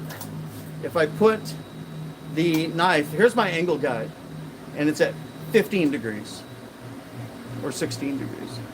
And I bring the knife over to it on the flat, so the flat and the flat meet, I'm at 16 degrees. If I want to get that extra 2 or 3 degrees of thickness or widen that bevel out, I will put the angle guide on the primary grind. So I'll tip it up and put it on there. So actually I have 2 built-in angles that I can work with that are repeatable. So I've got a 15 to 16 degree angle, call it 16, depends what day my angle guide's at. Or if I want to kick it up, depending on the size or the bevel angle, I can get 2 to 3 degrees more, which will put it at 19 degrees per side for a thick knife. I do that when it's a heavy cutting knife or when a thin lower angle would make the bevel look disgusting. I tend to prefer lower angles because you get the improved cutting performance, but if it's a super thick knife and you put that low angle on it, your bevel will be a 1/4 inch wide and nobody wants that. Hopefully that makes sense. That's just my thoughts and theories and talking about it. Bone cleaver, yeah, somewhere up around 19, 20 degrees per side. But also like a convex too. You can do a full, bone cleavers are wide, and then you put a 19 to 20 degree bevel on it, and then you convex it in, and now you've got a bad mamma jamma that's gonna hold up. Here's the thing, if it doesn't hold up, you just increase the angle just a little bit until you find your optimized angles for your cutting performance. Or you could just sharpen them at 30 degrees and say, well, my customers don't complain and you're fine. But if you want to actually get better cutting performance, you got to go to a lower angle. And usually it's a lot lower than what people think. Okie dokie. Real quick.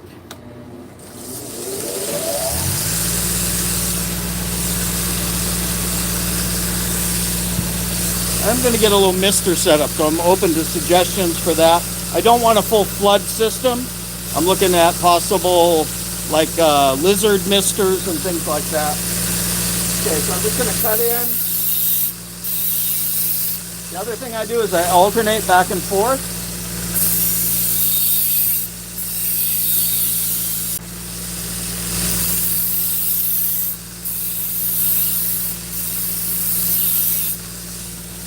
As soon as I see the burr, I stop. And I can go back and forth without really removing any material. So the thing that's hard to judge is what my pressure is. Then I'm going to come down right down into here.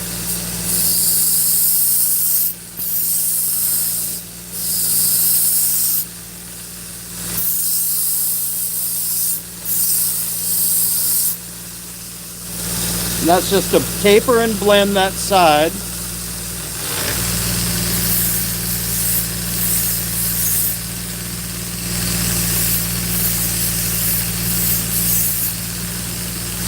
And then I've satin polished the edge. It's not going to show up because the work is kind of small.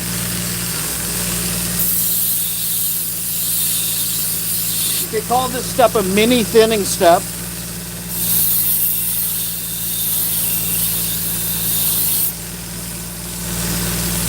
I'll show it to you.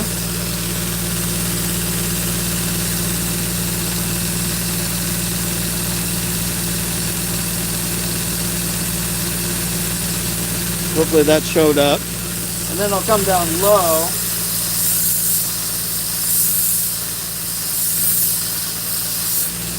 So that was behind the edge. And then I've ground out. So here's the bevel. And then here's the smooth grind, full tapered grind.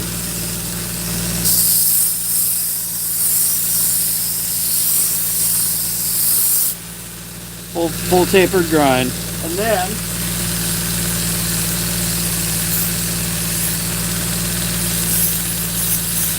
everything else past that is making it pretty. And I could go to different belts.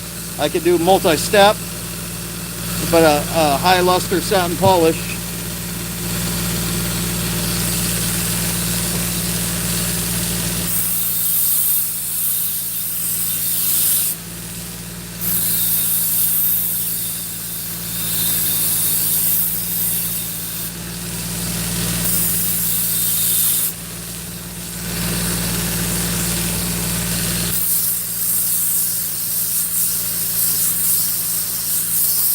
Yeah, the blending it in part.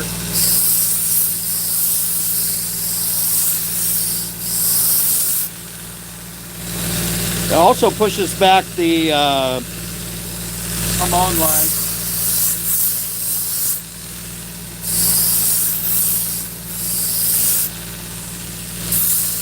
Laminate line is what I'm trying to say.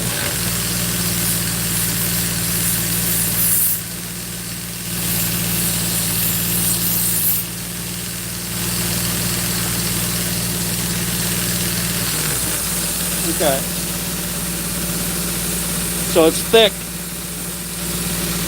It's got a little bit of some dimples left on it.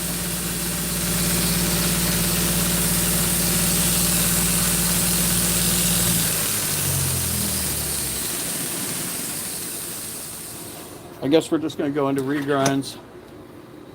How's that sound, everybody?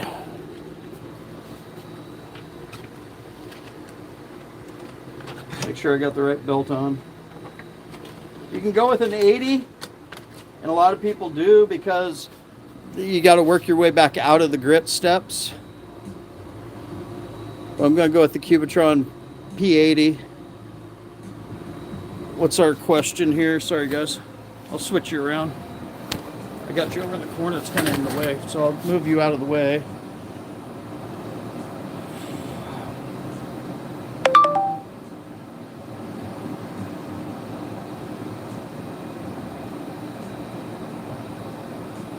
Yeah, the fine carbon, but it also depends how thick it is too. Behind that 10-degree edge. Tito filter. Yeah, bone cleavers, you convex the edge.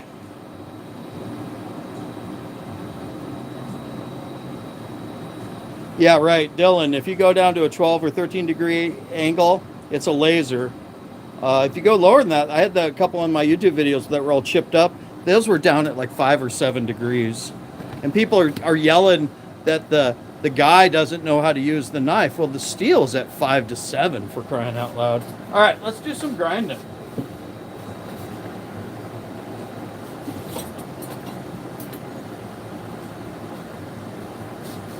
Well, I'm not going to mention any names, but I'm not that guy. All right? There's a reason why guys get reputations for being the guys that they are.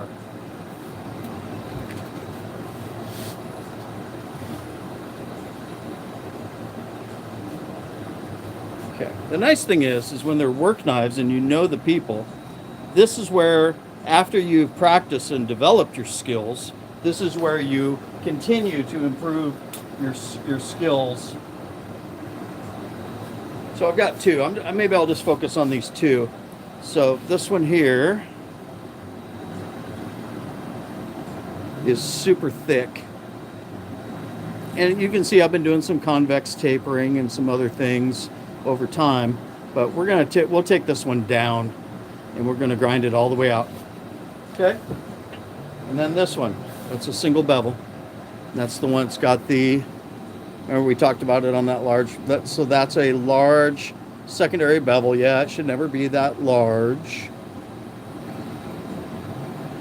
These guys are using it in a different fashion from what a trained sushi chef would be using it. But we're going to bring it back today. We're going to grind this bevel out. So what I like to do, we'll bring you in closer. Okay, you guys got a good seat there. Perfect. I like to picture the air platen here has got this hump and it's right there. I've even had marks on the side, but I get a reference mark visually to where the hump is, because when you're looking right over the top, you can't really see where that hump is. That hump allows you to grind low but still have clearance so that the belt that chatters, you can't see it chatter, but the belt chatter doesn't scuff the side of the knife. That's what really primarily what this is for. You can also do a little bit of a hollow grind with it. But if you come just over the hump, then you find where that flat is. And I like to just lock it in, and then my wrist locks in. I go record, memorize, lock in, because you want to feel that flat, especially on a smaller, thinner knife. That flat, you got to hold it What you don't want to do is you don't want to start floating and get multiple flats.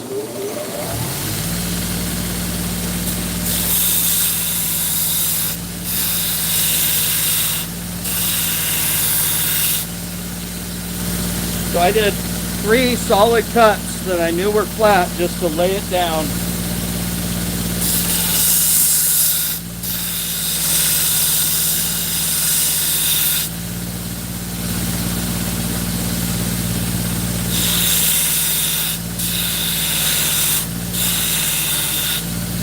I prefer going horizontal away from me, but that's just the way my muscles are.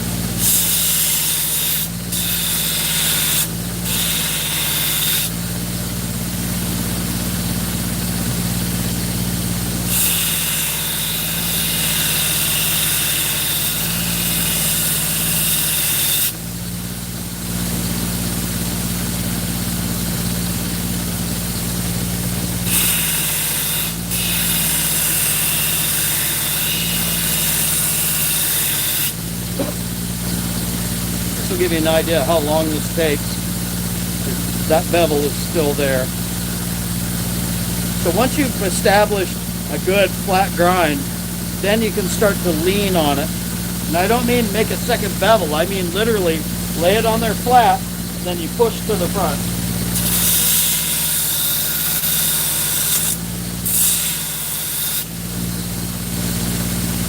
But the number one thing you try to avoid is getting multiple facets in there.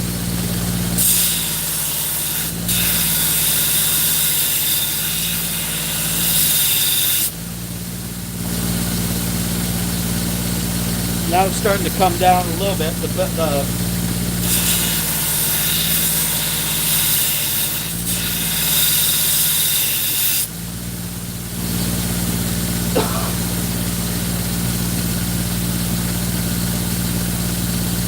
What I'm looking at is this. So we're trying to get rid of that, but in order to get that gone, you have to grind a chunk of steel this wide down.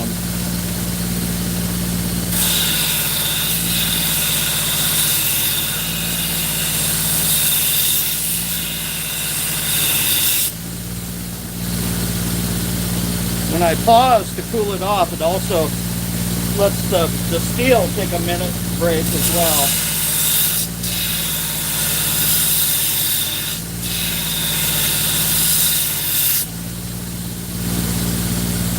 So since I started leaning on the front, now we can see that edge is starting to disappear. You want to stop before you get all the way to the apex. Once you get to the apex, then those two surfaces will start to grind down and get smaller, and then you'll change the actual geometry, will get pulled out. So I'm really looking in the light. Sorry, the water is probably not going to help you see it all, but there's still some bevel here. Yeah, you can see it there. The tail comes way up, and then we got some bevel here, and then it thins here, and then there's a little more up here. So we're going to focus back here. We're also going to try and take out that recurve right there as well.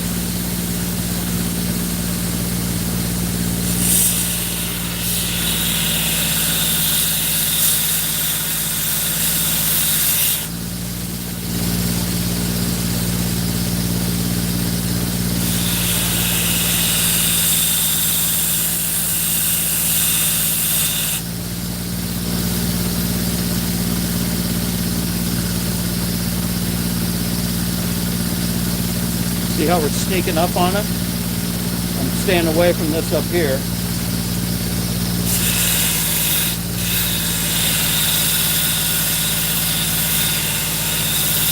Remember, we're at the 80 grip step, so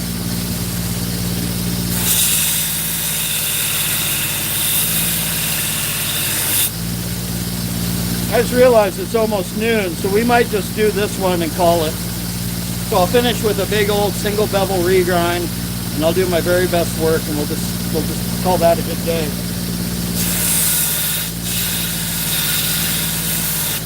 Okay. So I've done my grind. I'm going to stop before I get to the apex.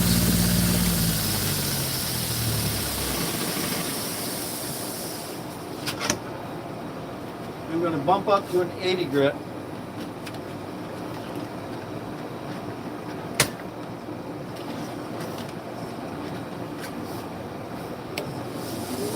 I just realized I don't got my dust on the right section.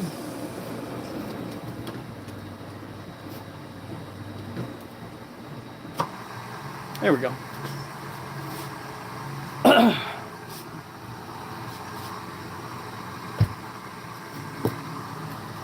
we go.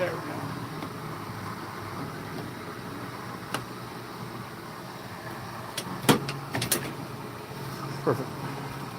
Okay, 80 grit. A lot of it's just rinse and repeat.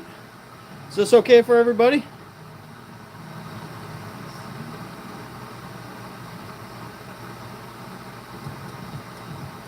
You guys been able to see this all right?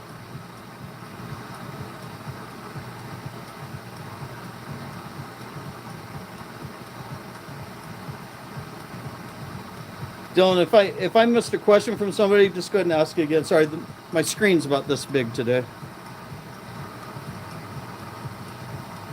Thank you, brother. Appreciate it. All right, we're just going to keep going with this. I'm going to get it going.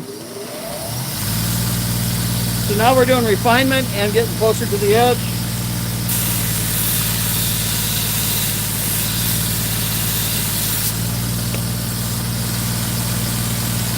Just that first 2 passes alone, now all of a sudden we're in a whole new ballgame. This is still just 80 grit.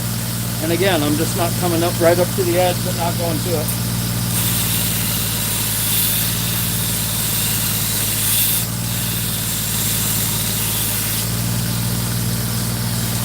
So I want to get pretty close with this step.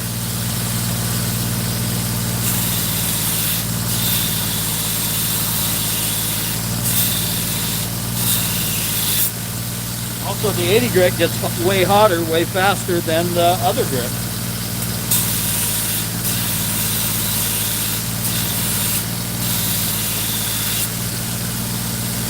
Woo!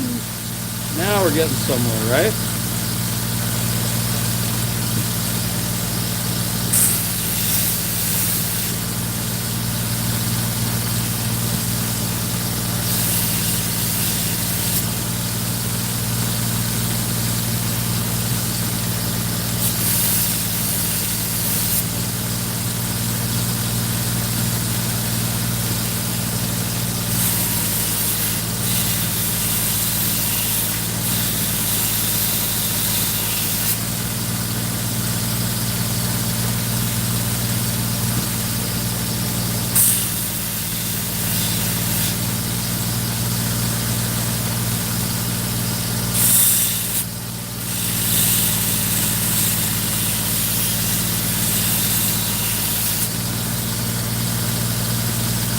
Okay.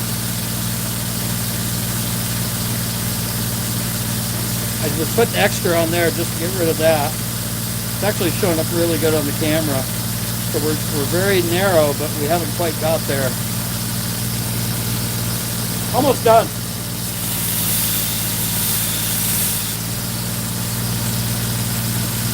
Okay, I'm just going to call it right there. That's the 2 Cubitron steps. Cubitrons remove material. Now I'm going to jump to my favorite thing in the whole world. This is the Trizac A100.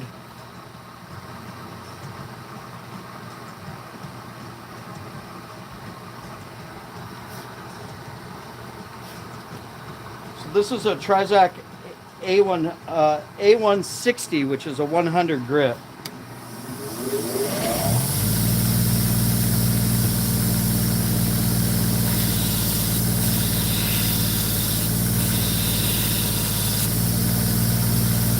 The key here is to make sure you don't lay it down wrong.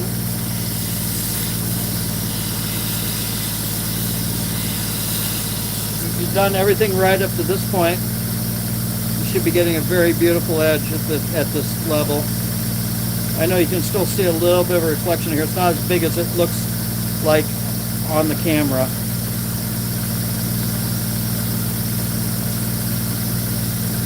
and when I cut in when I actually put the edge bevel on. So could you keep going? Yeah, you could keep going. You could do the satin polish thing. You could do a series of belts.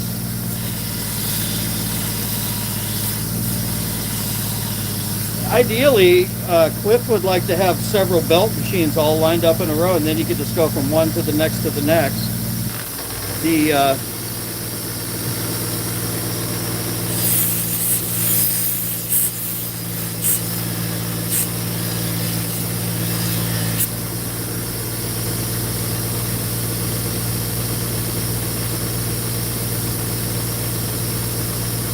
here's what the back looks like. I didn't do that. Let's fix it though.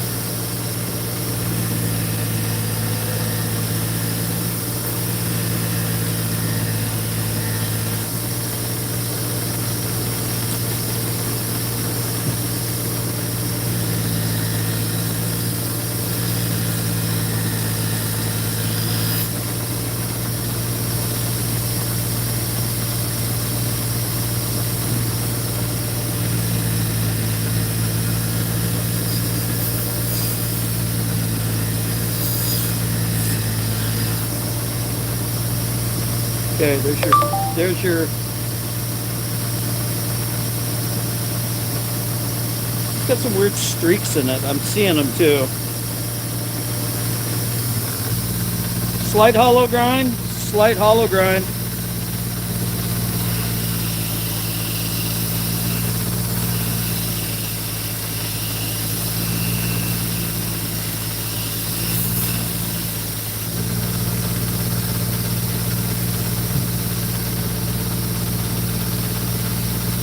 Yeah, I love that 100 grit Trizac. It's crazy.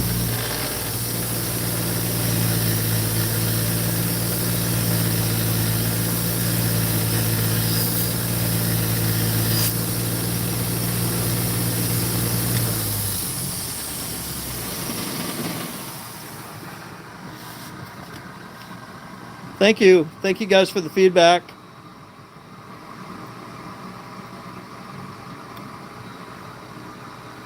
Okay, let's try and, well, I can't really zoom you in too much, but.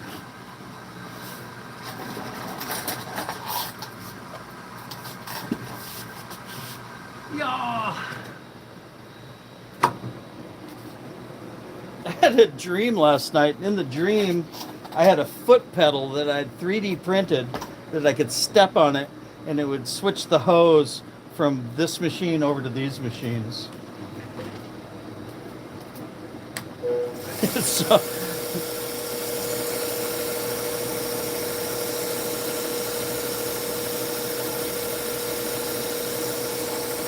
okay, so I'm going to do that thing I told you about. I'm going to bring it up onto that there, very lightly.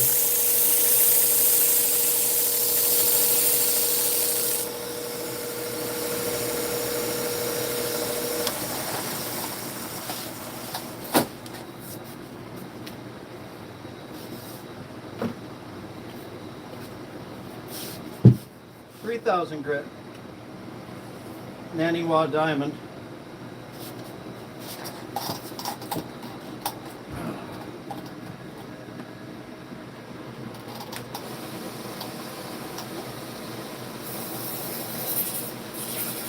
Cut the burr off. That's all that step really does. Pull it down, cut it off.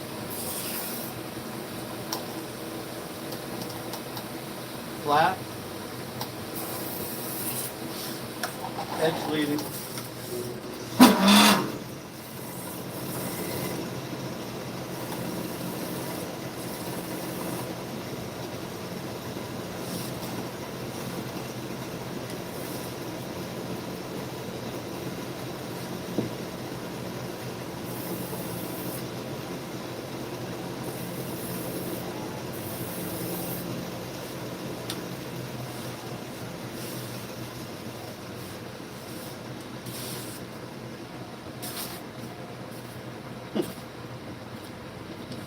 Trying to get fancy.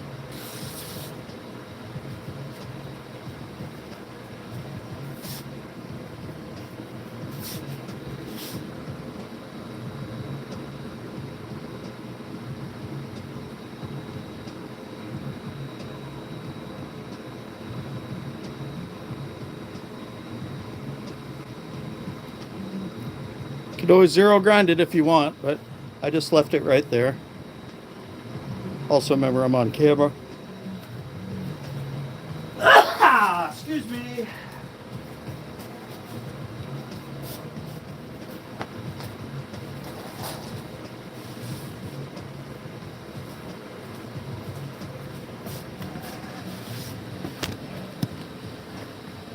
So I got a lot more of the thinnings I can do, but I'm not going to do them on camera because I think they're kind of not that much fun to watch, maybe for some people. We can do a serration if you guys want to watch me cut in a serration real quick. I'll do those others here in a minute. Because I hate to have loose ends, let me do the, set that right there.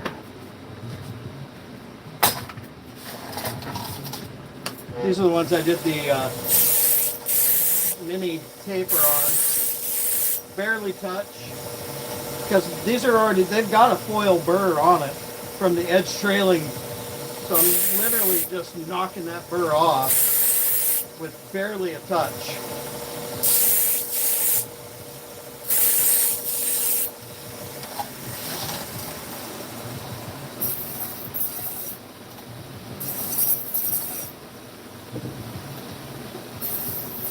The angle guides are what give that repeatability and what make people say there's no way you can do it that fast and have it be that sharp.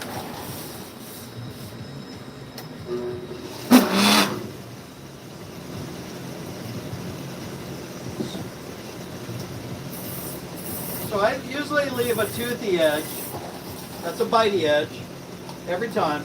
But if I come up here and I hit it on the leather, I'll set it right over here, okay?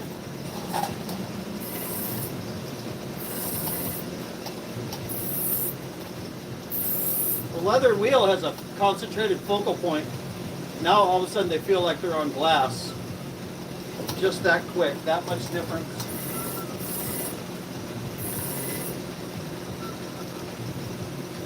Bitey edge.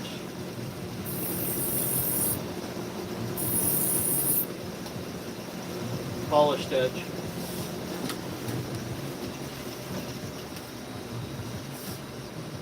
But wait, Cliff, how do we know how sharp it is?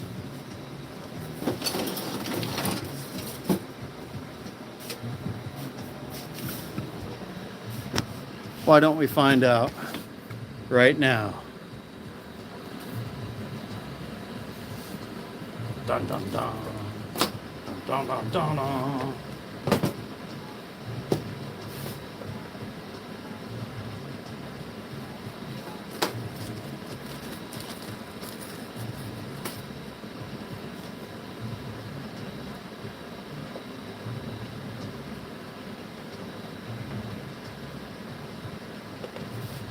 Okay, polished edge.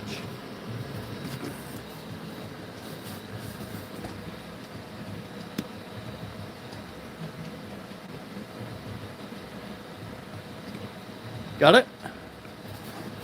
Zero. What the?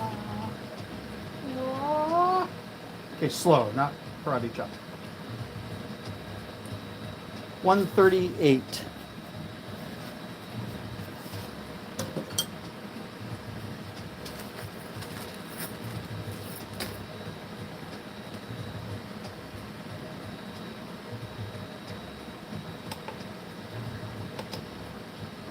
Go with the middle to 0. Love that knife.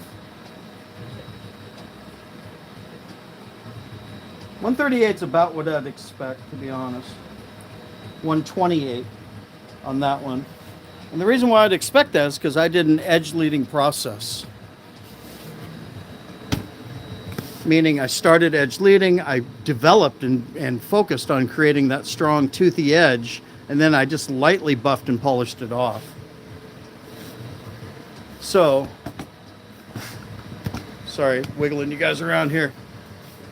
Without doing anything else, I really put some compound on it.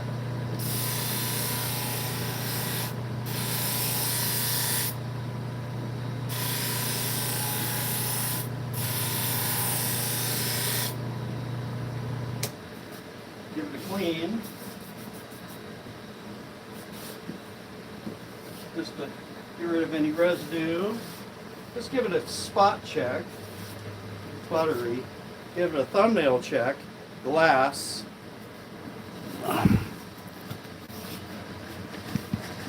And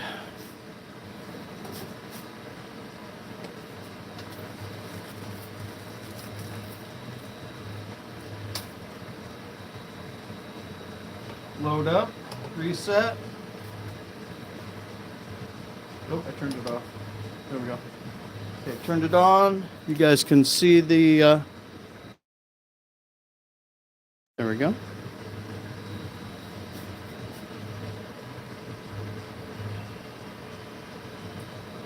$128 again. Huh. All that work for nothing.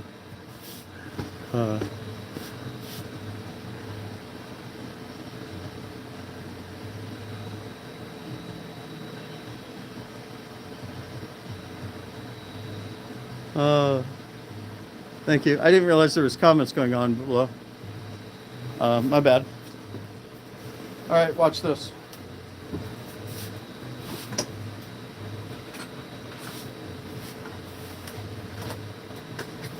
I'd say hold my beer, but I don't drink. Hold my energy drink.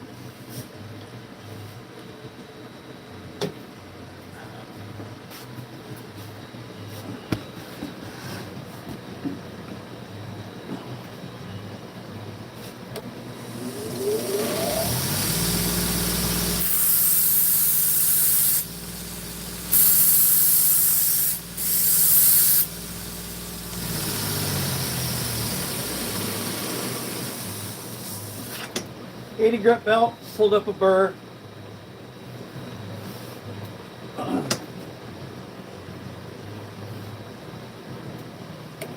Scotch-Brite.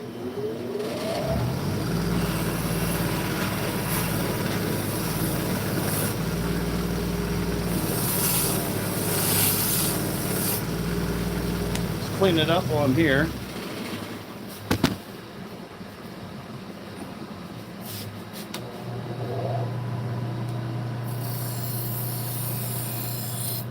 Move the burr. Loosen the burr.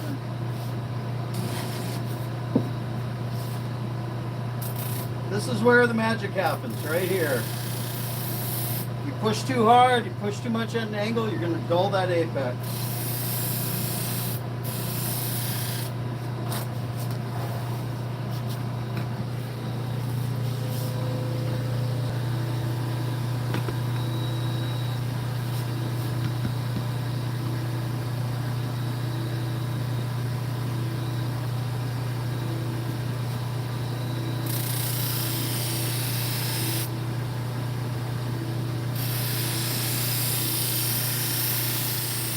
The slower you go,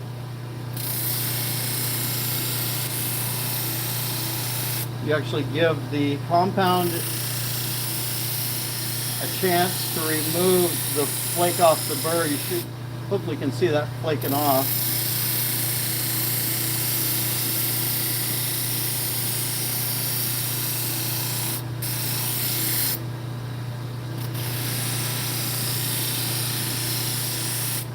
The minute you get the burr removed,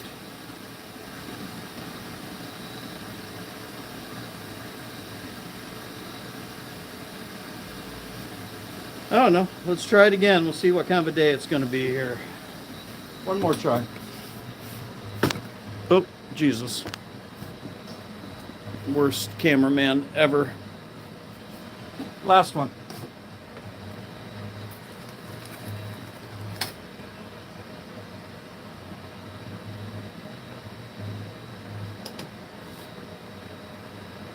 Okay, that was just a polished edge.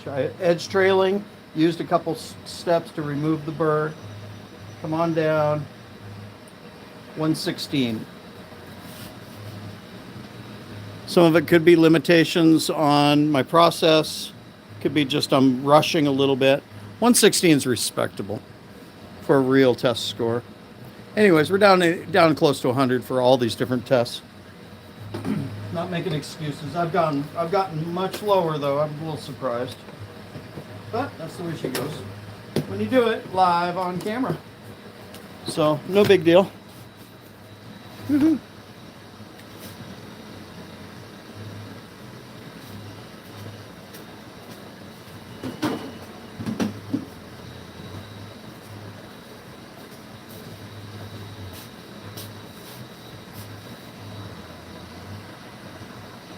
And 98.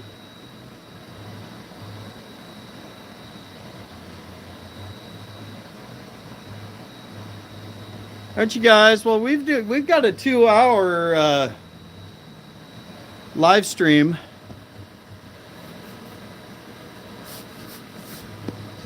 We've done a 2-hour live stream. I've got more work to do. I can keep the camera rolling if you guys want to stick around, or we can wrap it up here. I'm sure some people are going to say keep going.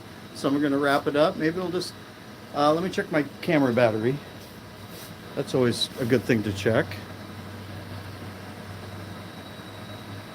I'm at 40%.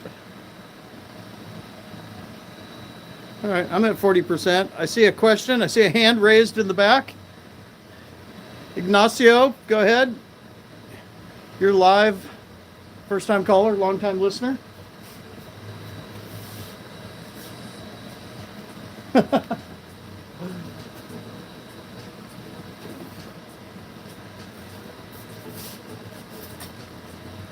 ahead. I'm going to set and polish these while your question pops up.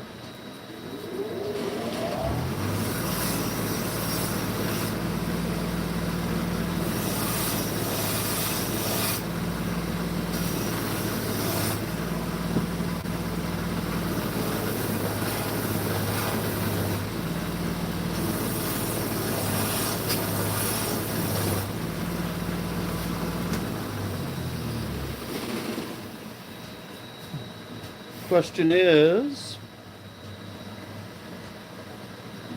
when will you finish part 2 of your modification of the buck tool 2x42?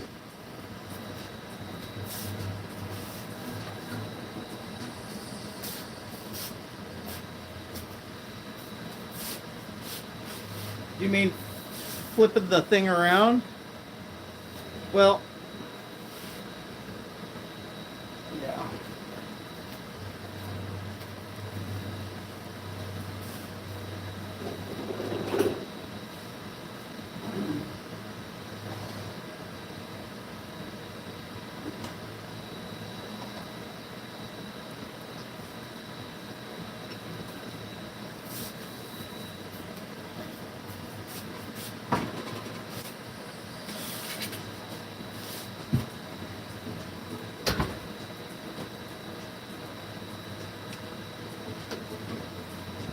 Okay.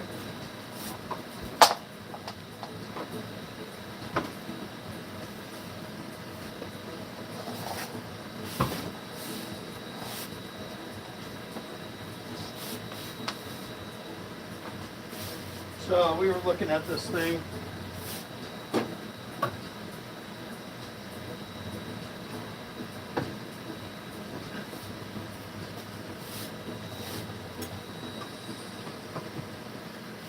So I was trying to flip it around so you could have it be like this.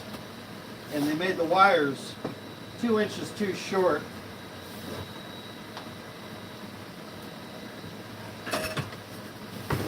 I think it comes stock. It comes.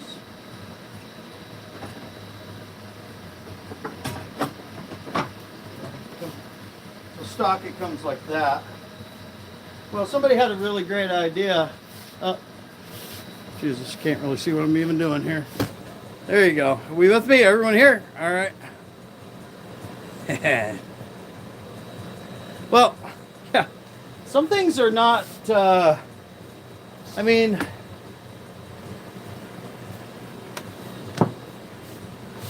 take the wires and cut the wires and extend the wires out. You can do something even simpler than that, which is why I never made the video, is you can just take this thing and flip it like that. There you go.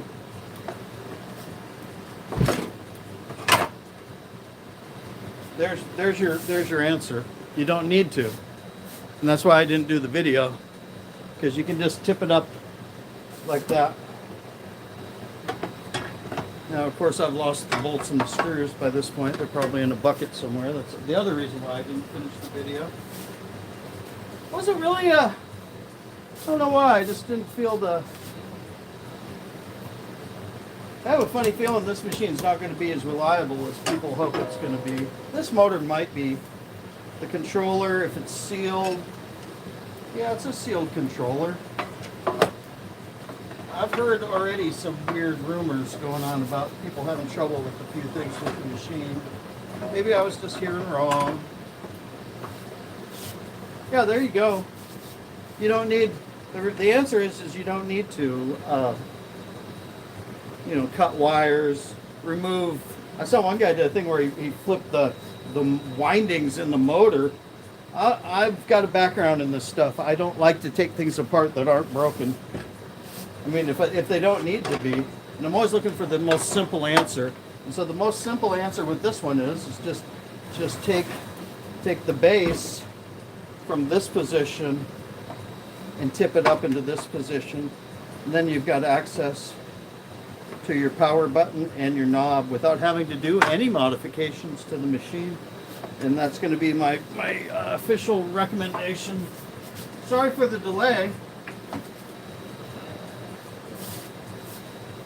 Some things are just trying to say it in the nicest way possible. It was a non-issue. I mean, I showed how to grind out the back of the machine so that the belt will fit. Somebody said, gosh, you think you're smarter than the engineer that designed it. I'm like, no, I just think that it needs to have enough clearance to put a flipping belt on it. Why couldn't the engineer figure that out? They put enough clearance up here, but then they don't put enough clearance back here. Is not me trying to outthink an engineer. That's an engineer that didn't think very good about what they were doing when they designed the product. So that was something that needed done, and I showed how to do it. How to build a stropping station, because nobody had done that. I showed how to do this. People say that they have trouble getting these wheels to not be wobbly, and I've never had a problem. In fact, we're going to do some right now, so let's just keep moving on with that. Hopefully that helps. Sorry for the delay in getting the information to you.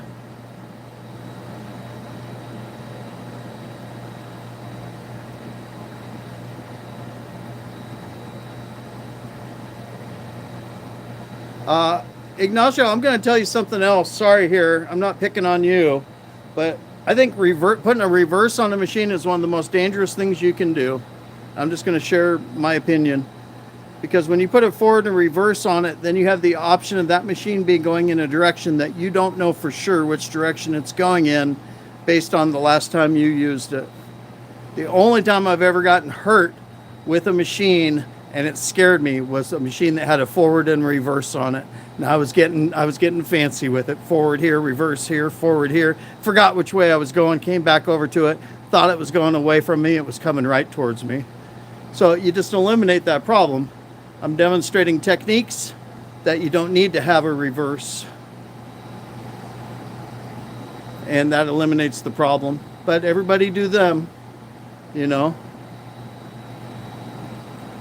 Dylan, the 2x42, yeah, it's not low speed. This is a 3450 RPM machine. 3450. And so it can do the work. It can also do the damage if you're not careful about it, for sure. Hopefully that answers everybody's question. Sorry, I don't mean to, I'm not trying to be snippy. It's 12:30. I haven't had lunch yet. And I've been sharpening for 2.5 hours. Let's do a little bit more and I'll cut it loose.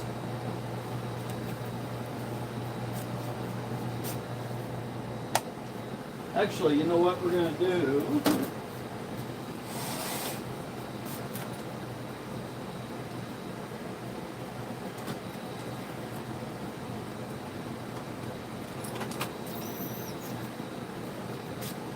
Ignacio, I want to apologize. Hey, not being snippy with you.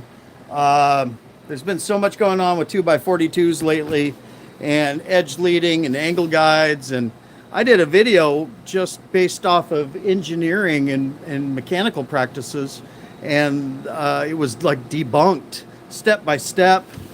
And then they picked on me for having flip-flops on. Which doesn't have anything to do with the issues with the machine. Yeah, there was a lot of stuff going on. I speak always from a safety point. I don't have a personal. I mean, I put up with edge leading on the 1x30 for years. How dangerous that was. And I tried to explain the principles of why it wasn't that dangerous.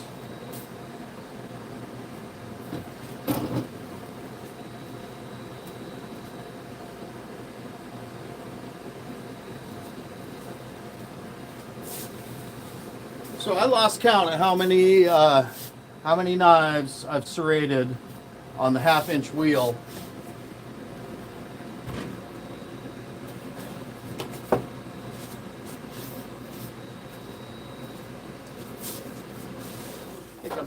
We're done with the suction right now.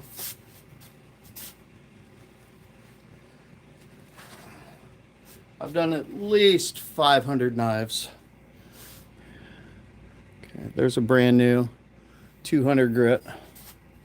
We're gonna pop it right on here.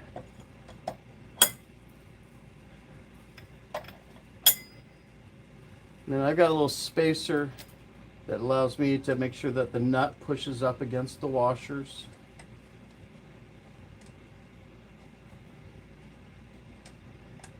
There we go. Okay, move away. There we go. Okay, that's all there is to it. I'm not using self-centering. You can, but if the wheel, I don't see anything wrong with that wheel right there. Just mounted. I just screwed it on there.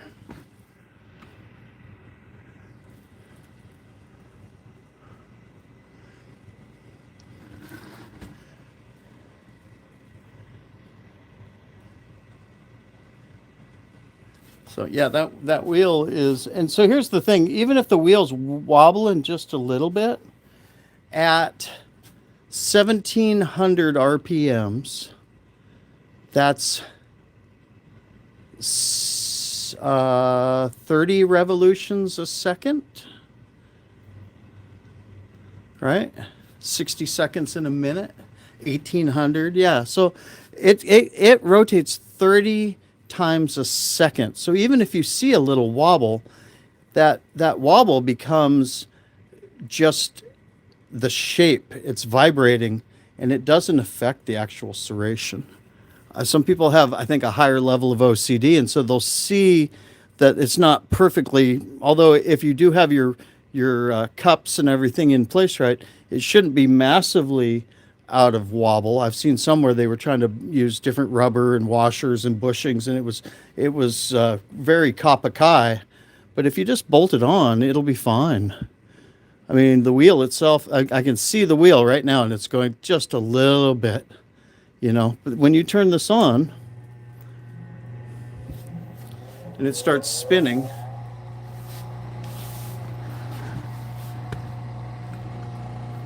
ain't nothing gonna get in the way of that. All right, let's cut in some serrations. Yeah, everything I do, I appreciate that too, Ignatius. Thanks for saying that. everything I do is just to offer suggestions, and if I got a concern, it's not directed at anybody. It's about, you know, well, there's more than one way to do it. Yeah, there's lots of ways to do it, but there's also reasons why metal shops don't have plastic tool rests. A 2-inch machine is a totally different animal. I'm just worried. And I'm not a safety Sally, for God's sakes, you know. You guys probably know that by now. But so think about that. The guy that's not a safety Sally is going, I'm a little concerned about this. All right, let's go. So you guys see that all right? Yeah, it looks like it. All right.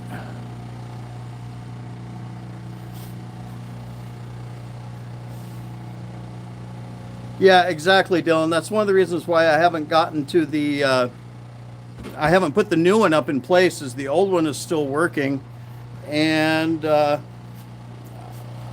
again, a lot of the influencers are now like, this is the latest, this is the greatest. Well, it's like $400 or something, isn't it? Ooh, hear that? Oh, here's the before. Sorry.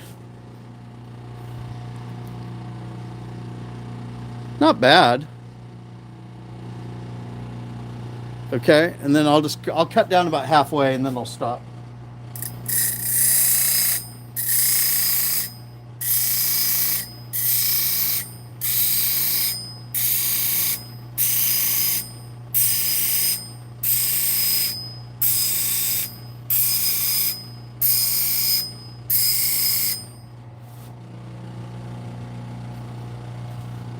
Okay, so there's the befores, and there's the clean ones I just cut in. And if you see one that's just a little high, you can come back and just touch that a little bit and bring it down.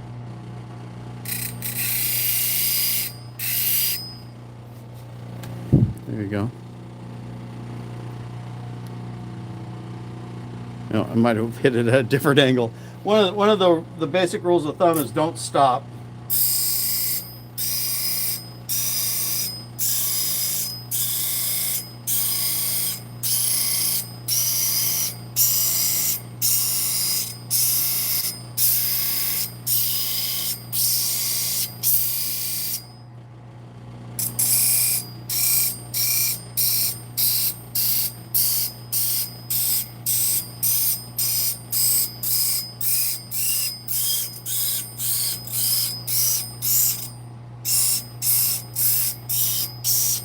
Just light one all the way down, just to try to get them to match. And we'll do the rest of them too. Yeah, I don't know. I get a little soapboxy at some point.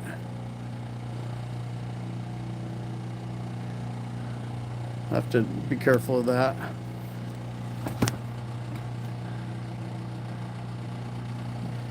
Right. So you know, neither one of them's gonna, Dylan. 288, 188, neither one of them's gonna break the bank. The variable speed is nice. I will give another thank you out to Ignacio for bringing it up, because I've been meaning to get it up on the bench, and I lost the screws, so.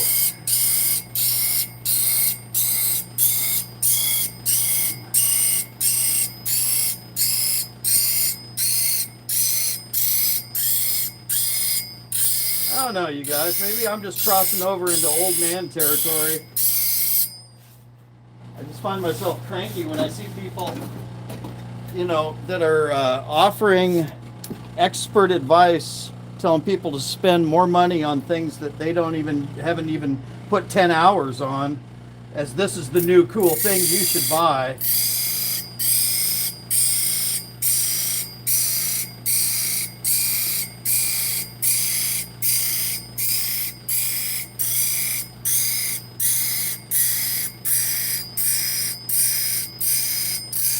Not saying it's not a cool thing, but man, I saw people really promoting that Vivor years ago. Now everybody's got a V-bore. So this one's bigger, right? Bigger serrations. So we'll put that over on the 1 inch. I'll do half and then I'll show you what it looks like.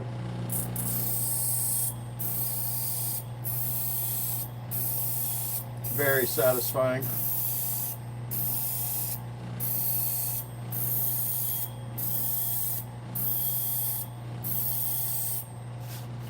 Very satisfying.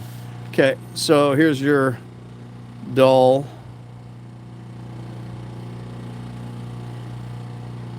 And there's your sharp.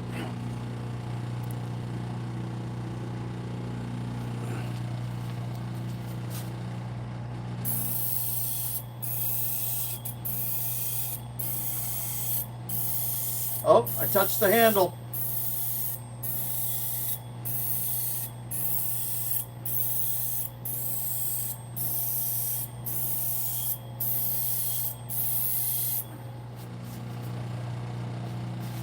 Clean cut in. So these serration wheels will allow you to get like really good results and pay for themselves in a very short amount of time.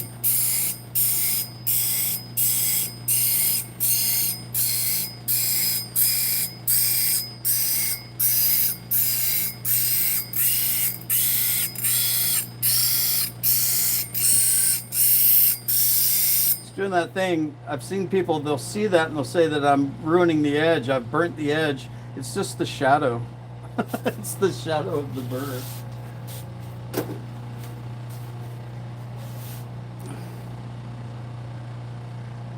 Danny, you can do things to get a knife sharp, a serrated knife sharp on a belt sander, but you can't put the serrations back in like that.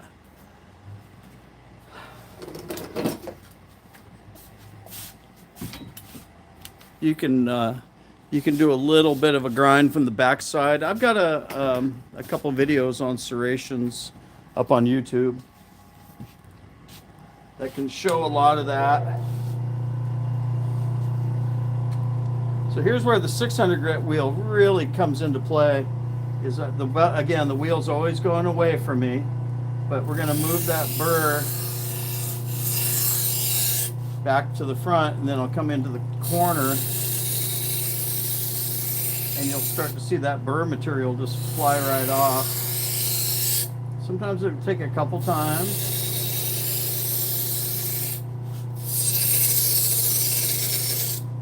Depending on how sticky the metal is.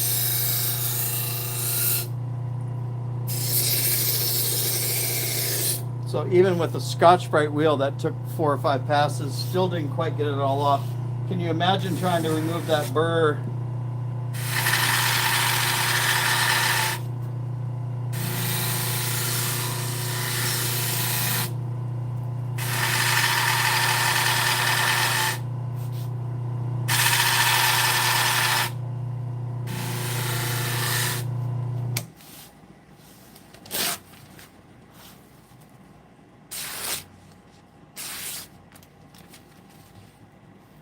Yeah, it doesn't get old.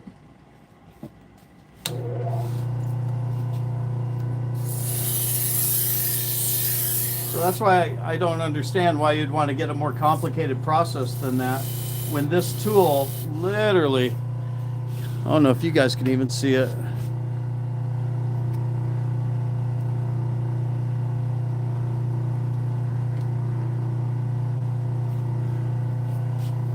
Hopefully you'll be able to see that. Just pulls the burr right off. You don't need to do a bunch of different steps or anything. You just hold it there and let the little wheel do what it does. It's really good at removing material without creating more of a burr. Wipe it across. Put a little compound on. Don't need a lot.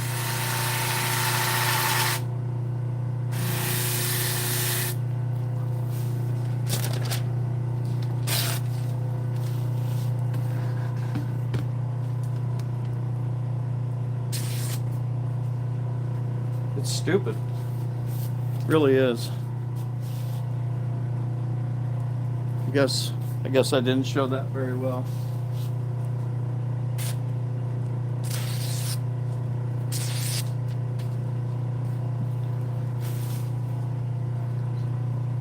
Wonder what the best test would pop on that, huh?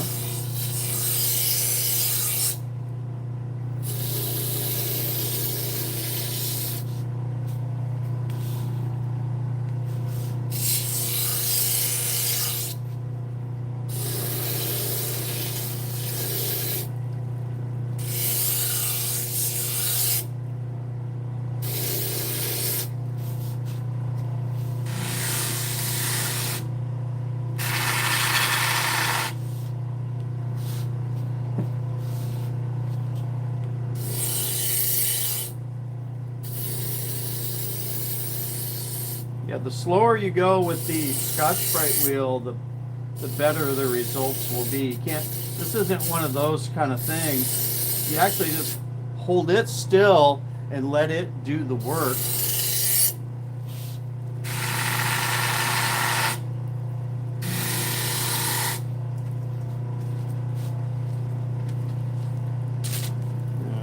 Yeah. You should know better than to pick up old pieces of paper and try to cut them. Just make you look stupid. All right.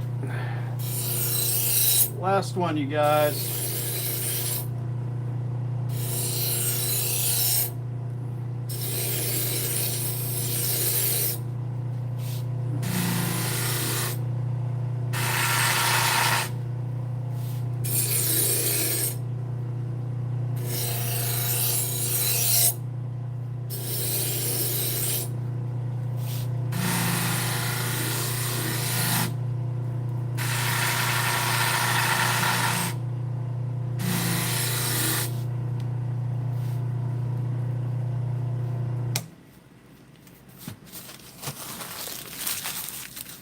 Go, you guys.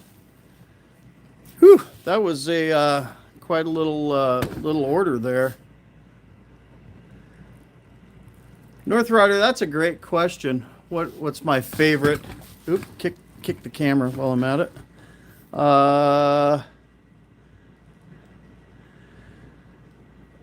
Yeah, favorite knife at home. I mean, I've got a couple Kikuichis that are pretty well stunning, but for everyday use, I've got a couple Tajiros that I like to use. Depends what I'm doing. I do a lot of barbecue. I took up barbecue as a hobby during COVID and kind of went down the rabbit hole, just like sharpening and anything else I've done back in the day. You know, enjoyed the heck out of all the above. For those that haven't seen the front of the shop, here's the front of the shop. We've got a beautiful knife store here. Hey everybody. And we got pocket knives, kitchen knives, all kinds of cutlery. Your orders, when you place orders for products or supplies, they get lined up here. The mailman just came and took that all away a little bit ago. Got you in the tripod. I saw a question here. Hold on. Dylan, yeah, the 240 grit, you can deburr with it, but what the 240 grit will do is it'll actually create a little bit of a burr. So you're trying to remove a burr, but it's actually taking that as if this is your apex and there's your foil burr, it's removing the burr, but it's also pulling up a little bit of a ridge of a new, basically of a new burr. So it kind of self-defeating when it comes to that. God, I had something really cool I was going to tell you guys, and I kind of forgot it. I didn't forget it. I just forgot how to say it.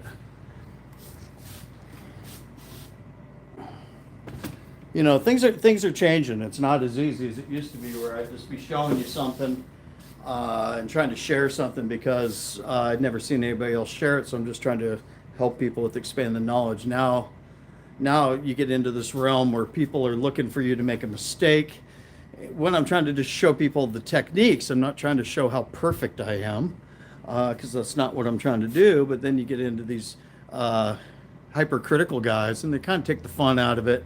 I know I mentioned it already, but I'm here to teach people and to show people, and that's my focus, because it makes me feel good. So I should stop talking about the things that make me feel bad. I appreciate you guys for hanging out. And if you guys want to keep learning stuff and being a part of it, I do got a newsletter. You can click the button. It's not just a scammy promotional email letter. It's actually, I put in there some of the stuff that I can't show you on camera, but we can talk about it. So I've got a newsletter for sharpening. I'll link that down below. It's linked everywhere. You can find it on our website as well. And yeah, we got all kinds of stuff coming up. I'll be teaching at the NSG sharpening event. I will be vending and have a vendor booth with sharpening supplies at the Blade Show, Utah, which is going to be super cool. And then we'll just see where it goes from there. But then we also have, a little early, but we have the Western Sharpeners Roundup, which will be in Las Vegas next April.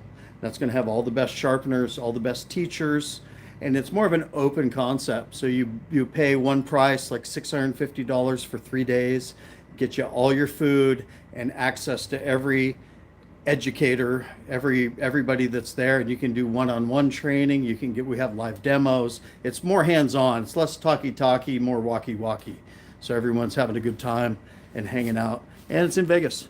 So we'll put some announcements up. That'll be the Western Sharpeners Roundup. That's next April. And the new one that's going to be I'm getting involved with as a educator is the National Sharpeners Guild. And that's the one that's going to be September next month in Kansas City, Missouri. If you want more information, just Google National Sharpeners Guild, and they'll have information. I'll be teaching 4 classes there, covering a lot of the stuff that we talked about today: safety, kitchen knives, pocket knives, which we didn't do today, and then serrations, and some of the techniques like edge leading and edge trailing, all that stuff. All right, you guys, it's 1 o'clock. That was a 3-hour live stream. I appreciate you. Sorry if I got a little negative Nancy there for a minute or two. I appreciate you guys. It's a leave it all on the table sort of thing when you're doing this. So it's 3 hours of grinding and talking to you guys, and I appreciate it very much for you guys sticking with me. And I hope you guys had a good time. If I hurt anybody's feelings, it's not to be taken personally. I'm just trying to share my own opinions. I try not to mention other people's YouTubes. I'm just sharing my own experience, and hopefully so they can benefit and help everybody. All right, you guys, need any products or supplies, you know where to go. CurryCustomCutlery.com. I'll see you on the next one. Aloha.